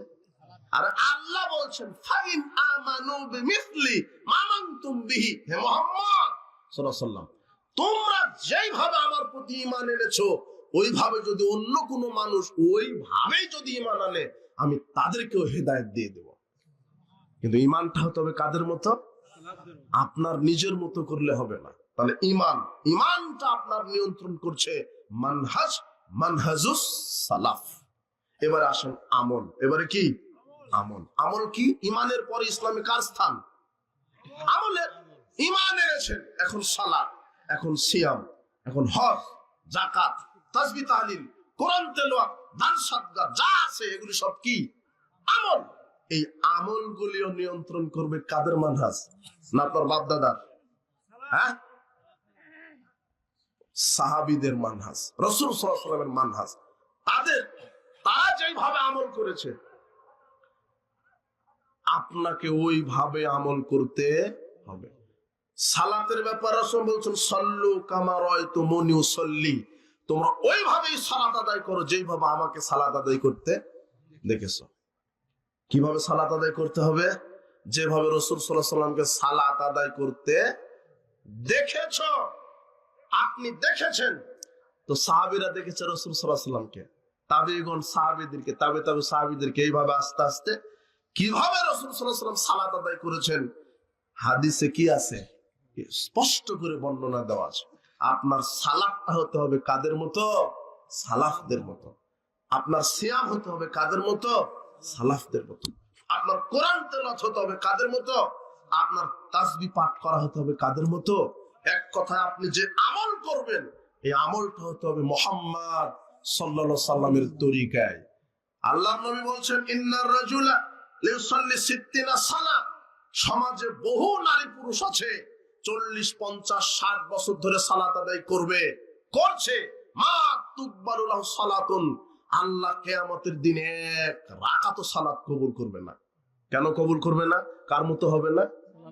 ওদের মতো যদি না হয় সালাত কবুল। এটা রাসূলের হাদিস। আপনি সালাত আদায় করছেন 5 ওয়াক্ত, কিন্তু কাদের মতো হচ্ছে না? মুহাম্মদ সাল্লাল্লাহু আলাইহি ওয়াসাল্লামের মতো, সাহাবীদের মতো হচ্ছে না। হুযায়ফা রাদিয়াল্লাহু আনহু এক মসজিদে ঢুকে সালাত আদায় করলেন। এক ব্যক্তিকে সালাত আদায় করে দেখে বললেন, কাম তুসাল্লি হাযিস সালাত, আপনি কতদিন থেকে সালাত আদায় করছেন? লোকটা বলছে, মুনযু 40 আমান, আমি 40 বছর ধরে সালাত আদায় করছি। হুযায়ফা রাদিয়াল্লাহু আনহু বলছেন, মা সাল্লাইতা মুজারাবাইনা সানা, না আপনি 40 বছর সালাত আদায় করছেন না। লাউ মিত্তা ওয়া আনতা তুসাল্লি হাদিস সালাত লা মিত্তা লা গায়রি ফিতরাতি মুহাম্মদ সাল্লাল্লাহু আলাইহি ওয়াসাল্লাম, আপনি যদি এইভাবে মরা পর্যন্ত সালাত আদায় করেন তারপরও বেনামাজি হয়ে মারা যাবেন। মানে মুহাম্মদ সাল্লাল্লাহু আলাইহি ওয়াসাল্লাম যে সালাত নিয়ে এসেছে তার বাইরে মারা যাবেন। কি পর্যন্ত সালাত আদায় করলো? মৃত্যু পর্যন্ত। তো আপনি আপনার সালাত আদায় করছেন কখন? ও দেখলেন না যে আমার সালাতটা মুহাম্মদ সাল্লাল্লাহু আলাইহি ওয়াসাল্লামের মতো হলো কিনা। একজন ব্যক্তি মসজিদে নববীতে প্রবেশ করলেন। আন্না রাসূলুল্লাহ সাল্লাল্লাহু আলাইহি ওয়াসাল্লাম দাখালাল মসজিদা, রাসূল সাল্লাল্লাহু আলাইহি ওয়াসাল্লাম মসজিদে প্রবেশ করলেন। ফাদাখালা রাজুলুন ফাসাল্লা ফাসাল্লাম আলা নবী সাল্লাল্লাহু আলাইহি ওয়াসাল্লাম, একটু পর আরেকজন ব্যক্তি মসজিদে প্রবেশ করে সালাত আদায় করলেন। সালাত শেষ করে মুহাম্মদ সাল্লাল্লাহু আলাইহি ওয়াসাল্লামকে সালাম দিলেন। ফারাদ্দা, রাসূল সাল্লাল্লাহু আলাইহি ওয়াসাল্লাম সালামের জবাব নিলেন, নেওয়ার পরে বলছে ইরজি, আবার ফিরে যাও। ফাসাল্লি ফাইন্নাকা লাম তুসাল্লি, তুমি সালাত আদায় করো, তুমি সালাত আদায় করোনি। হালাসান, 3 বার এরকম ঘটনা ঘটলো। কতবার? 3 বার। লোকটা রাসূল সাল্লাল্লাহু আলাইহি ওয়াসাল্লামের সামনে ডাইরেক্ট সরাসরি 3 বার সালাত আদায় করলেন। তারপরে মুহাম্মদ সাল্লাল্লাহু আলাইহি ওয়াসাল্লাম বলছেন তুমি সালাতই আদায় করোনি। বলতে পারতেন সালাত আদায় করলে কিন্তু ভালো হলো না, এরকম তো বলতে পারতেন। মানে সরাসরি বললেন লাম তুসাল্লি, তুমি সালাতই আদায় করোনি। এতক্ষণ কি করলো 3 বার? কথা বুঝেননি মনে হয়। 3 বার কি করলো? আল্লাহ নবী তুমি সালাতে আদায় করেন। লোকটা অবাক হয়ে বলছে ওয়াল্লাযী বাসাকা বিল হক, আল্লাহর কসম করে বলছি যে আল্লাহ আপনাকে সত্য দিন সহ পৃথিবীতে প্রেরণ করেছেন। মা উহসিনু গায়রাহু, আমি এর চাইতে ভালো করে সালাত আদায় করতে জানি না। ফাআল্লিমনি, আপনি আমাকে সালাত শিখিয়ে দেন। আর সাধারণ মানুষ কাকে বলছে সালাত শিখিয়ে দিতে? যিনি নবী, শ্রেষ্ঠ নবী, যার উপরে শরীয়ত আসছে, মানহাজ এসেছে, তাকে বলছেন। এইবারে মুহাম্মদ সাল্লাল্লাহু আলাইহি ওয়াসাল্লাম লোকটাকে সালাত শিখাচ্ছেন। বলছে ইযা কুনতা ইলা সালাহ, সালাতের জন্য দাঁড়াও। আল্লাহ কোরআনে বলেছে কুমু লিল্লাহি কানিতিন, আগে দাঁড়াতে হবে। সালাতের 13টি রুকুন। কয়টি? আপনারা রেডি আছেন না? বুঝতে পারছেন তো? 13টি রুকুন। এক, দাঁড়িয়ে। মুহাম্মদ সাল্লাল্লাহু আলাইহি ওয়াসাল্লাম লোকটাকে বললেন দাঁড়াও সালাতের জন্য। দাঁড়িয়ে সালাত আদায় করা ফরজ। 1, 2, তাকবীরে তাহরিমা। আল্লাহ নবী লোকটাকে বললেন ওয়াকাব্বির, তাকবীরে তাহরিমা দাও। 3 নাম্বার সালাতের ফরজ সূরা ফাতিহা। আল্লাহর নবী বলেছেন লা সালাতা লিমান লাম ইয়াকরাল ফাতিহাতিল কিতাব, ওই ব্যক্তির সালাত হয় না যে ব্যক্তি সালাতে সূরা ফাতিহা পাঠ করে না। এই হাদিস এদেশের হুজুরেরা এখন চিকিৎসা শুরু করেছে হাদিস নিয়ে। ট্রাকের চাকা আর ওই ভুটভুটি মেশিনের ইঞ্জিন আর এরোপ্লেনের পাখা আর ভ্যানের হলো কি উপরের বডি, এই নিয়ে বাংলাদেশের এই মূর্তিরা একটা আলাদা শরীয়ত মেরে দিছে। রাসূল সাল্লাল্লাহু আলাইহি ওয়াসাল্লাম বলছেন লা সালাতা লিমান লাম ইয়াকরা বিফাতিহাতিল কিতাব, ওই ব্যক্তির সালাত হবে না যে সূরা ফাতিহা পাঠ করে না। এখন হুজুর বলছে এটা জামাতে হলে শুধু ব্রাহ্মণ পড়লেই হবে। মানে হিন্দুদের যেমন গীতা ব্রাহ্মণ পড়লেই হয়, হুজুর মনে করেছে এটা হিন্দু ধর্ম, শুধু ইমাম পড়লেই হবে, মুক্তাদির পড়া লাগবে না। মুহাম্মদ সাল্লাল্লাহু আলাইহি ওয়াসাল্লাম বলছেন ওই ব্যক্তির সালাত হয় না যে ব্যক্তি সালাতে কোন সূরা পড়ে না। তিনি জামাত, একাকী, ফরজ, নফল, তারাবি, তাহাজ্জুদ, ইদায়ের কোন সালাত উল্লেখ করেন, কিন্তু এই ইবলিশের এজেন্ট দালাল এ বলছে যে না জামাতে পড়লে শুধু ইমামের পড়লেই হবে। সূরা ফাতিহা শুধু একাকীর ক্ষেত্রে, জামাতে পড়লে লাগবে না। আর জানাজাতে তো লাগবে না। কেন? জানাজার সালাত নাকি সালাত না, ওটা নাকি দোয়া। বেকুব, ওকে আমি আবার ক্লাস 1-এ ভর্তি, মক্তবে ভর্তি হতে বলেছি যে তুমি আমার মক্তবে ভর্তি হও। জানাজার সালাত যদি সালাত না হয় তাহলে দোয়া হয়, তাহলে আমি জাতিকে চ্যালেঞ্জ করলাম সূরা ফাতিহার চাইতে পৃথিবীতে শ্রেষ্ঠ দোয়া কোনটা আছে আমাকে দেখাও। আমি আর জাতির সামনে বক্তব্য দেবো না। যাও, যদি তোমার হুজুর দেখাতে পারে যে সূরা ফাতিহার চাইতে শ্রেষ্ঠ দোয়া আছে, আমি আর বক্তব্যই দিব না। তার মানে হুজুরকে আবার বক্তব্য পড়তে হবে। আফজালুদ দুআই আলহামদুলিল্লাহ, শ্রেষ্ঠ দোয়া কোনটা? আলহামদুলিল্লাহ। সূরা ফাতিহা থেকে জাতিকে বঞ্চিত করছে রাসূল সাল্লাল্লাহু আলাইহি ওয়াসাল্লাম জানাজাতে সূরা ফাতিহা পড়েছেন, সাহাবায়ে কেরাম পড়েছেন। আব্দুল্লাহ ইবনে আব্বাস বলছেন এটা রাসূলের সুন্নাত। জানাজার সালাতে সূরা ফাতিহা পাঠ করা কার সুন্নাত? রাসূলের সুন্নাত। কি বেকুব রে ভাই, যার দলিল আছে তা পড়ে না, যার দলিল নেই সেটা পড়ে। বলছে সানা পড়ুন, সানা পড়ারই দলিল নেই। এটা হাদিস একটা জাল দলিলও নেই। বলছে সানা পড়ুন, দরুদ পড়ুন, মায়াতের জন্য দোয়া করুন, এরপরে সালাম ফিরুন। সূরা ফাতিহা কি দুষ করলো রে ভাই? কি অপরাধ, দুষ্টা করলো কি? এখানে আমি অনেক খোঁজাখুঁজির পর পেয়েছি যে এই এক শ্রেণীর কট্টর বেদাতীরা আহলে হাদিসকে ইহুদি খ্রিস্টানের দালাল বলে। বলে না? বলে। আমি বহু খোঁজাখুঁজির পরে তদন্ত করে পেয়েছি যে ওরাই হলো এই টাটকা কট্টরপন্থী বেদাতি, এরাই হলো ইহুদি খ্রিস্টানের অরিজিনাল দালাল। কেন কেন দালাল? সূরা ফাতিহা সর্বশ্রেষ্ঠ দোয়া, আর সূরা ফাতিহা শেষে জোরে আমিন বলতে হয়, এটা সুন্নাত।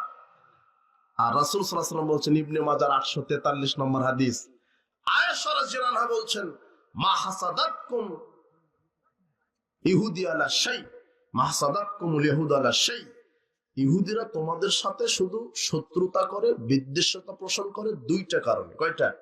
হাসাদাতকুম আলা সালাম ওয়া তামিন, তোমরা রাস্তাঘাটে সালাম দাও পরস্পর আর আমিন বলো, এটা ইহুদিদের সহ্য হয় না। কথা বুঝেননি মনে হয়? রাসূল সাল্লাল্লাহু আলাইহি ওয়াসাল্লাম এটা বললেন যে তোমরা যে সালাম দাও আর সালাতে ফাতিহা শেষ করে আমিন বলে, এটা কাদের সহ্য হয় না? ওরা বলছে যে চুপে চুপে আমিন বলতে হবে। আচ্ছা বলেন তো, যদি ওই সময়তে সাহাবীরা চুপে চুপে আমিন বলতেন তাহলে ইহুদিরা কি শুনতে পেত? কথা বুঝেননি? তার মানে ওই সময়তে সাহাবারা জোরে আমিন বলতেন, এটা শুনে গা জ্বলতো কাদের? আর এখন জ্বলে কাদের? বেদাতীদের। তার মানে জোরে আমিন বললে ইহুদিদের গা জ্বলে, আর বর্তমানেও যাদের গা জ্বলছে এরাই হলো ইহুদিদের টাটকা এজেন্ট। কথা বুঝেছেন? ওদের জ্বলে, এদেরও জ্বলে। কথা বুঝেননি? কথা বুঝেছেন? মিল আছে। আর সূরা ফাতিহাতে ইহুদি খ্রিস্টানের বিরুদ্ধে আল্লাহ কি করেছেন? গায়রিল মাগদুবি আলাইহিম ওয়ালাদ-দাল্লিন। আমি বলছি ইহদিনাস সিরাতাল মুস্তাকিম, আল্লাহ তুমি আমাদেরকে সঠিক সহজ সরল পথ দেখাও। সিরাতাল্লাযীনা আনআমতা আলাইহিম, নিয়ামত প্রাপ্ত যারা নবীন, সিদ্দিকিন, শুহাদা, সালেহিন, এদের পথ দেখাও। সিরাতাল্লাযীনা আনআমতা আলাইহিম গায়রিল মাগদুবি আলাইহিম ওয়ালাদ-দাল্লিন, যারা মাগদুব আর যারা দল্লিন। মাগদুব মানে অভিশপ্ত। অভিশপ্ত কারা? ইহুদি। আর পথভ্রষ্ট কারা? খ্রিস্টান। আমি দোয়া করছি ইহুদি খ্রিস্টানের মতো আল্লাহ তুমি আমাকে করো না।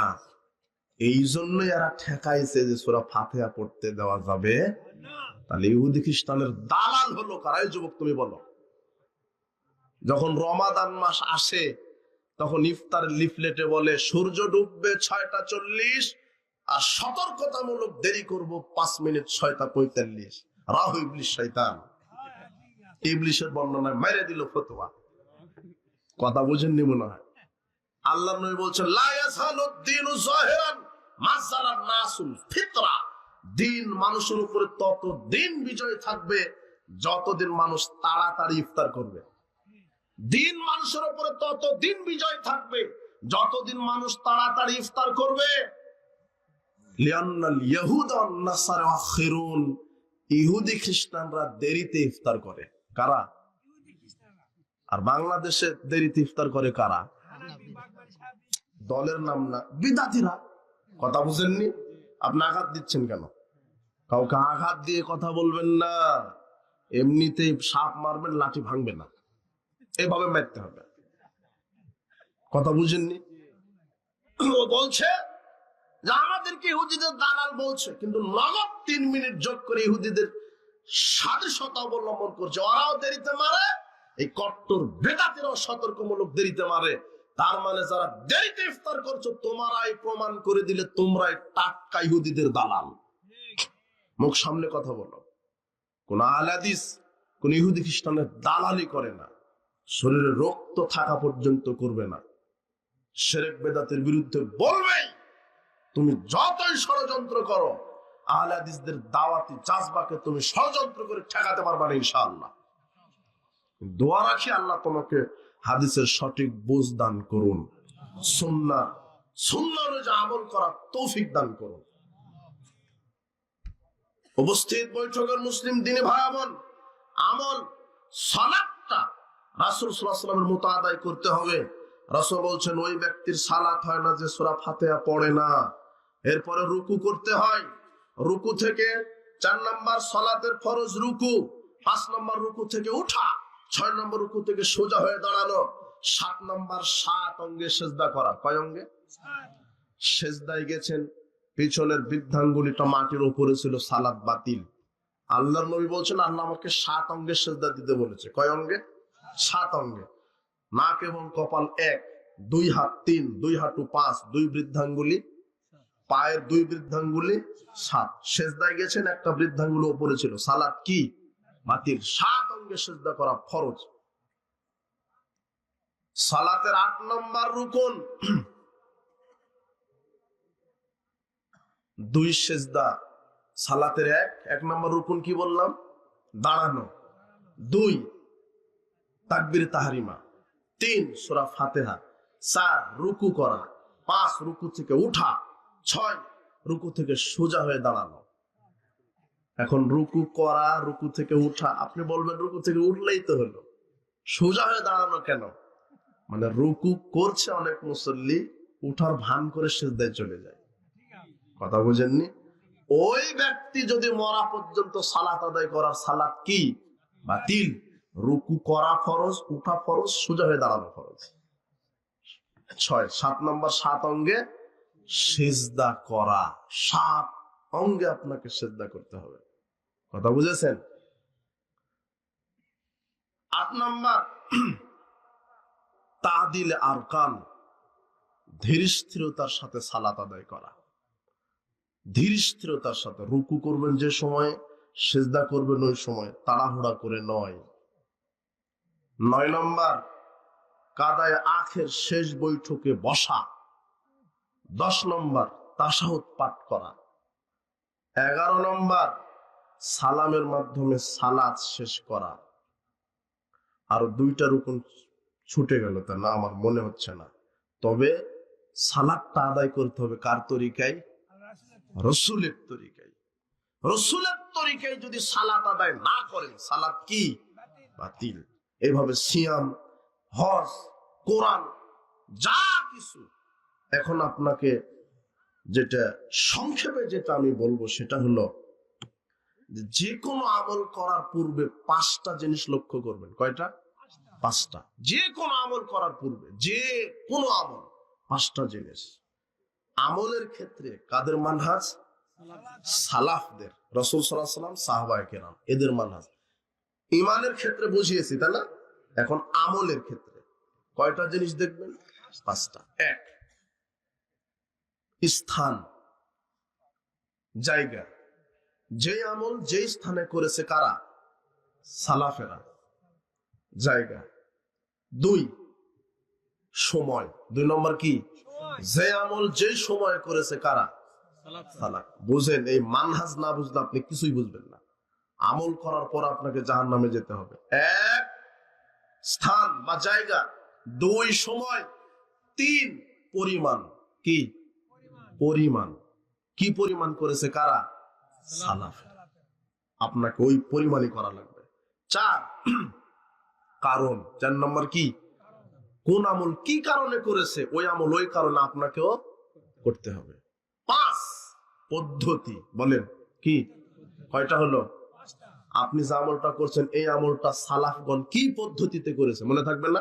এখন আমি এটা দিলাম, একটু উদাহরণ দিই। প্রথমে জায়গা বলেছি, কোন আমল কোন জায়গায় সালাফগণ করেছে, ওই আমল ওই জায়গাতে আপনাকে কি করতে হবে?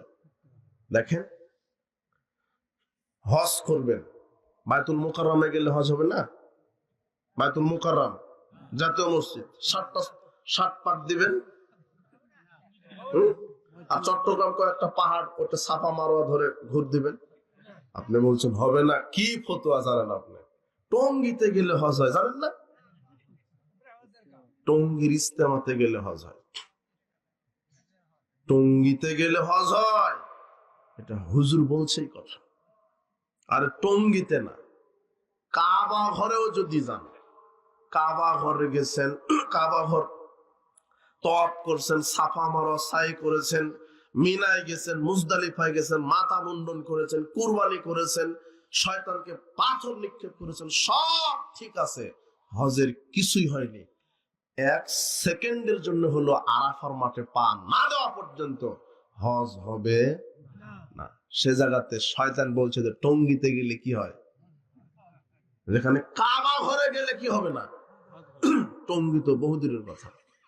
তার মানে সাহাবায়ে কেরাম রাসূল সাল্লাল্লাহু আলাইহি ওয়াসাল্লাম যেভাবে হজ করেছেন, যেই সময় যেই জায়গায় গেছেন, ওইভাবে আপনাকে কি করতে হবে, হজ। এরপরে আরে কি বলবো রে ভাই, এদেশে একটা কিতাব আছে দাওয়াতে তাবলীগ, কি কাকরাইল মসজিদের সামনে যান, ওই যে কত বাংলা বাজারে যান ঢাকা, ওই লাইব্রেরিতে গিয়ে বলে যে একটা দাওয়াতে তাবলীগ বই দেন তো যুবক, তুমি নিয়ে 85 পৃষ্ঠা খুলবে, খুলে দেখবে যে ওখানে লেখা আছে, প্রশ্ন করা আছে, প্রশ্ন উত্তরে ওটা যে মক্কা মদিনা থেকে টঙ্গীতে আসে কেন মানুষ, টঙ্গীর ইস্তেমা আসে কেন মক্কা মদিনা থেকে। তখন এখন এই যে মূর্তি, কে মুফতি না, মুখ নষ্ট হয়ে যাবে, মূর্তি এ এখন ফতোয়া লিখছে যে কাবা ঘর থেকে আসবে না কেন, কাবা ঘরে 1 রাকাত সালাত আদায় করলে নেকি হয় 1,00,000 গুণ, আর টঙ্গীর মাঠে 1 রাকাত সালাত আদায় করলে নেকি হয় 49 কোটি গুণ। কথা বুঝেন নি না? শুধু গাঁজা খায়নি, ডেট ওভার হওয়া গাঁজা। কথা বুঝেছেন? রাহ ইবলিশ শয়তান, ওটা ইবলিশের বর্ণনা। কোথায় কাবা ঘর? আদম থেকে সব নবীর চোখের পানি ফেলা আছে কোথায়? কাবা ঘরে, আরাফার মাঠে। আর ওখানে বলছে 1 লাখ। আরে টঙ্গীতে মানুষ পেশাব পায়খানা করে রাখে, ওখানে সালাত আদায় করলে কত কোটি? কোটির নিচে হিসাবই নাই এদের কাছে, কোটি আর কোটি। মানে শরীয়ত হচ্ছে ওর বাপের। আরেকজন হুজুর বলছে, দেখেন শয়তান বলছে, কেউ যদি স্ত্রীর নিচের ঠোঁটে চুমা দেয় কবুল হজের নাকি। এরা যে ইবলিশের দালাল, এগুলো হচ্ছে তার প্রমাণ। আবার বলছে পেশাব করার পরে কুলুকের ঢিলা যার যত বড় হবে, নেকির পাল্লাতে নেকি ভারী বেশি হবে। এখন বৃদ্ধ এক বুড়ে বুড়ে ও চলে গেছে হজ করতে, গিয়ে উহুদ পাহাড়ের পাশে পেশাব করতে বসে, উহুদ পাহাড় হলো কুলুকের ঢিলা। আর একজন বলছে, হাজী সাহেব খবর, আপনি উহুদ পাহাড়কে ঢিলা নিচ্ছেন কেন? বলছে যে পাগল আমি না, পাগল আপনি। ফজিলত জানেন, আল্লাহ উহুদ পাহাড়কে নেকির পাল্লায় উঠায় দিবে। চিন্তা করেন। ওই যে শয়তান বলে দিয়েছে যে আগে পেশাব করার পরে ঢিলা নিতে হবে, এরপরে একটু পোয়াতি নারীর মতো একটু লাফা সাফা করতে হবে, যাতে মনে করে যে পুরুষ হলেও পেটে বাচ্চা আছে। 40 কদম হাঁটা লাগবে।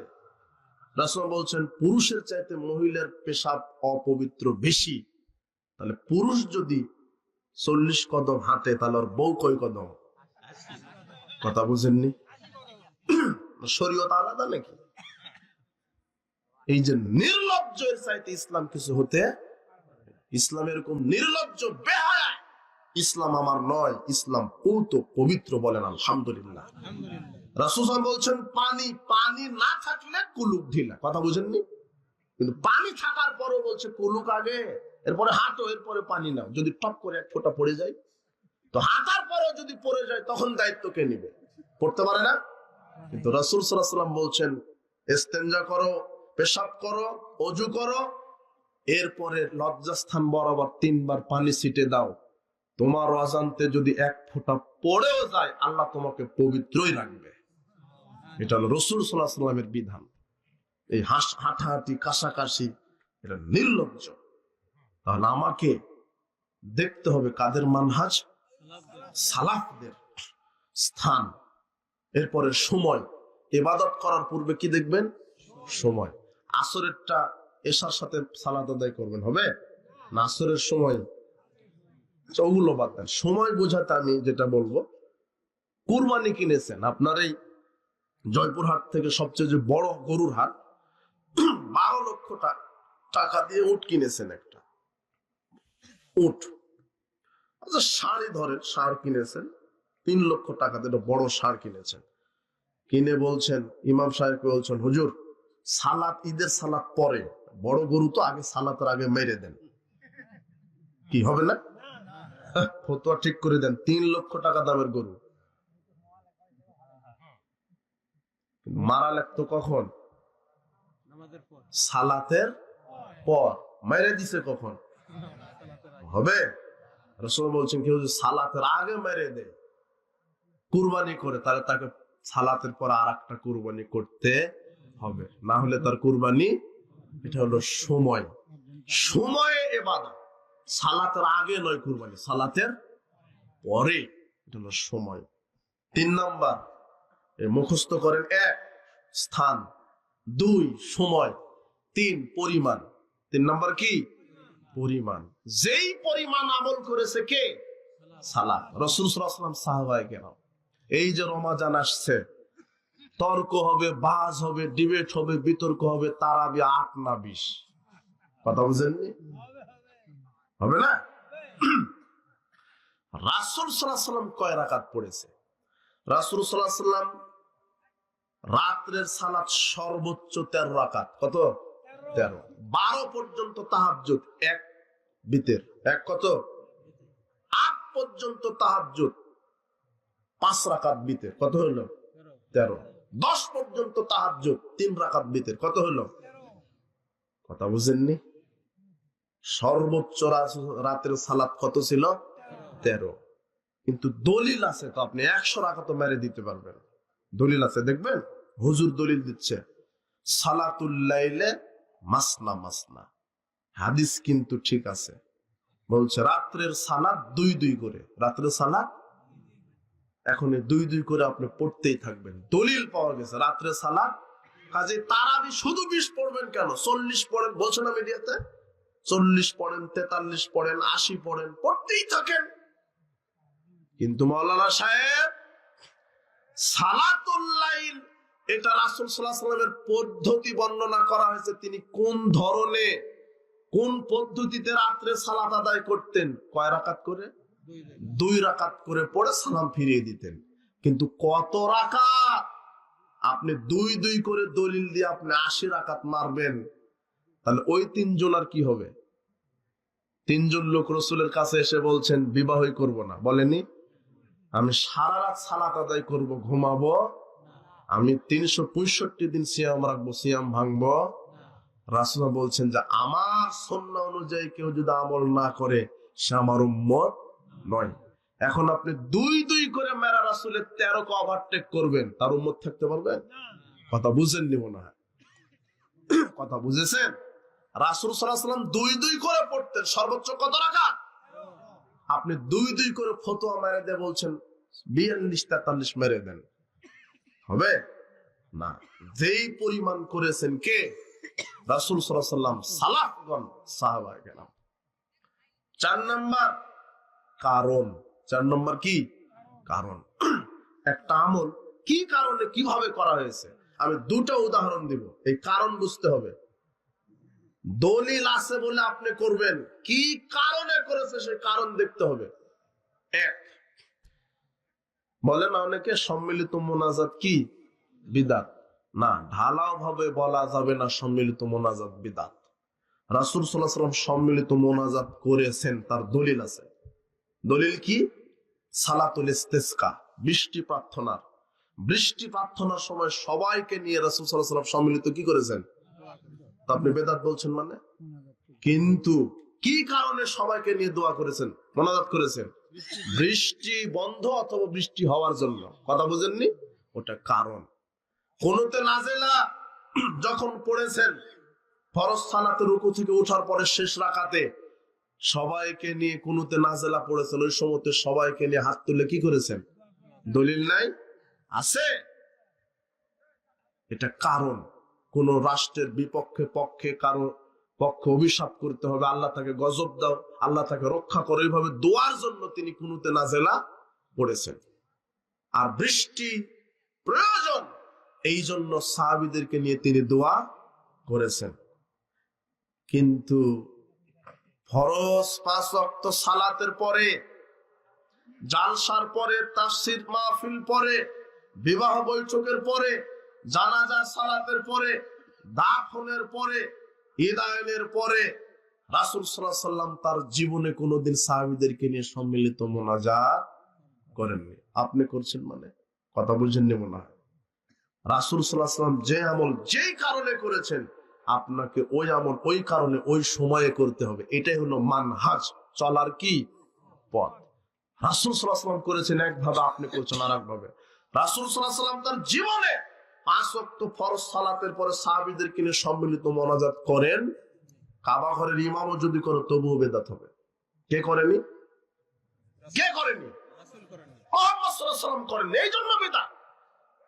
তাফসীর মাহফিল শেষে আধা ঘন্টা মোনাজাত মেরে দিলেন, অথচ রাসূল সাল্লাল্লাহু আলাইহি ওয়াসাল্লাম তাফসীর শেষে কি দোয়া বলতেন? তাহলে হুজুর ধর্ম বুঝেনি, বিক্রি করছে হুজুর। বিবাহের বৈঠক শেষে বলতো বারাকাল্লাহু লাক ওয়া বারাকা আলাইক ওয়া জামা বাইনাকুম ফি খাইরিন। হুজুর মানুষ মরে গেল যে দোয়া মারে, বিবাহের বৈঠকে একই দোয়া মেরে দেয়। সব জায়গাতে একই দোয়া, কথা বুঝেননি মনে হয়। কিন্তু আলাদা আলাদা দোয়া তো শরীয়ত দিয়েছে, কথা বুঝেছেন? ওইভাবে আপনাকে করতে হবে। কাজেই ফরজ সালাতের পরে, সভা সমিতির পরে, বিবাহ বৈঠকের পরে, জানাজার পরে, জানাজার দাফন শেষে, ইদায়নের পরে সবাইকে নিয়ে সম্মিলিত মোনাজাত করা বিদআত। কথা বুঝেছেন? কেন বিদআত? কে করেনি? মুহাম্মদ সাল্লাল্লাহু আলাইহি ওয়াসাল্লাম। তাই আপনি নতুন ভাবে আবিষ্কার করলেন। এরপর কারণ বলেছি আমি, রাসূল সাল্লাল্লাহু আলাইহি ওয়াসাল্লাম সম্মিলিত মোনাজাত করেছেন কি কারণে? বৃষ্টি প্রার্থনার কারণে। এখন শুনেন আরেকটা কারণ দেখায়। জুমার দিনে 2 আযান আছে? হ্যাঁ, আরে আছে।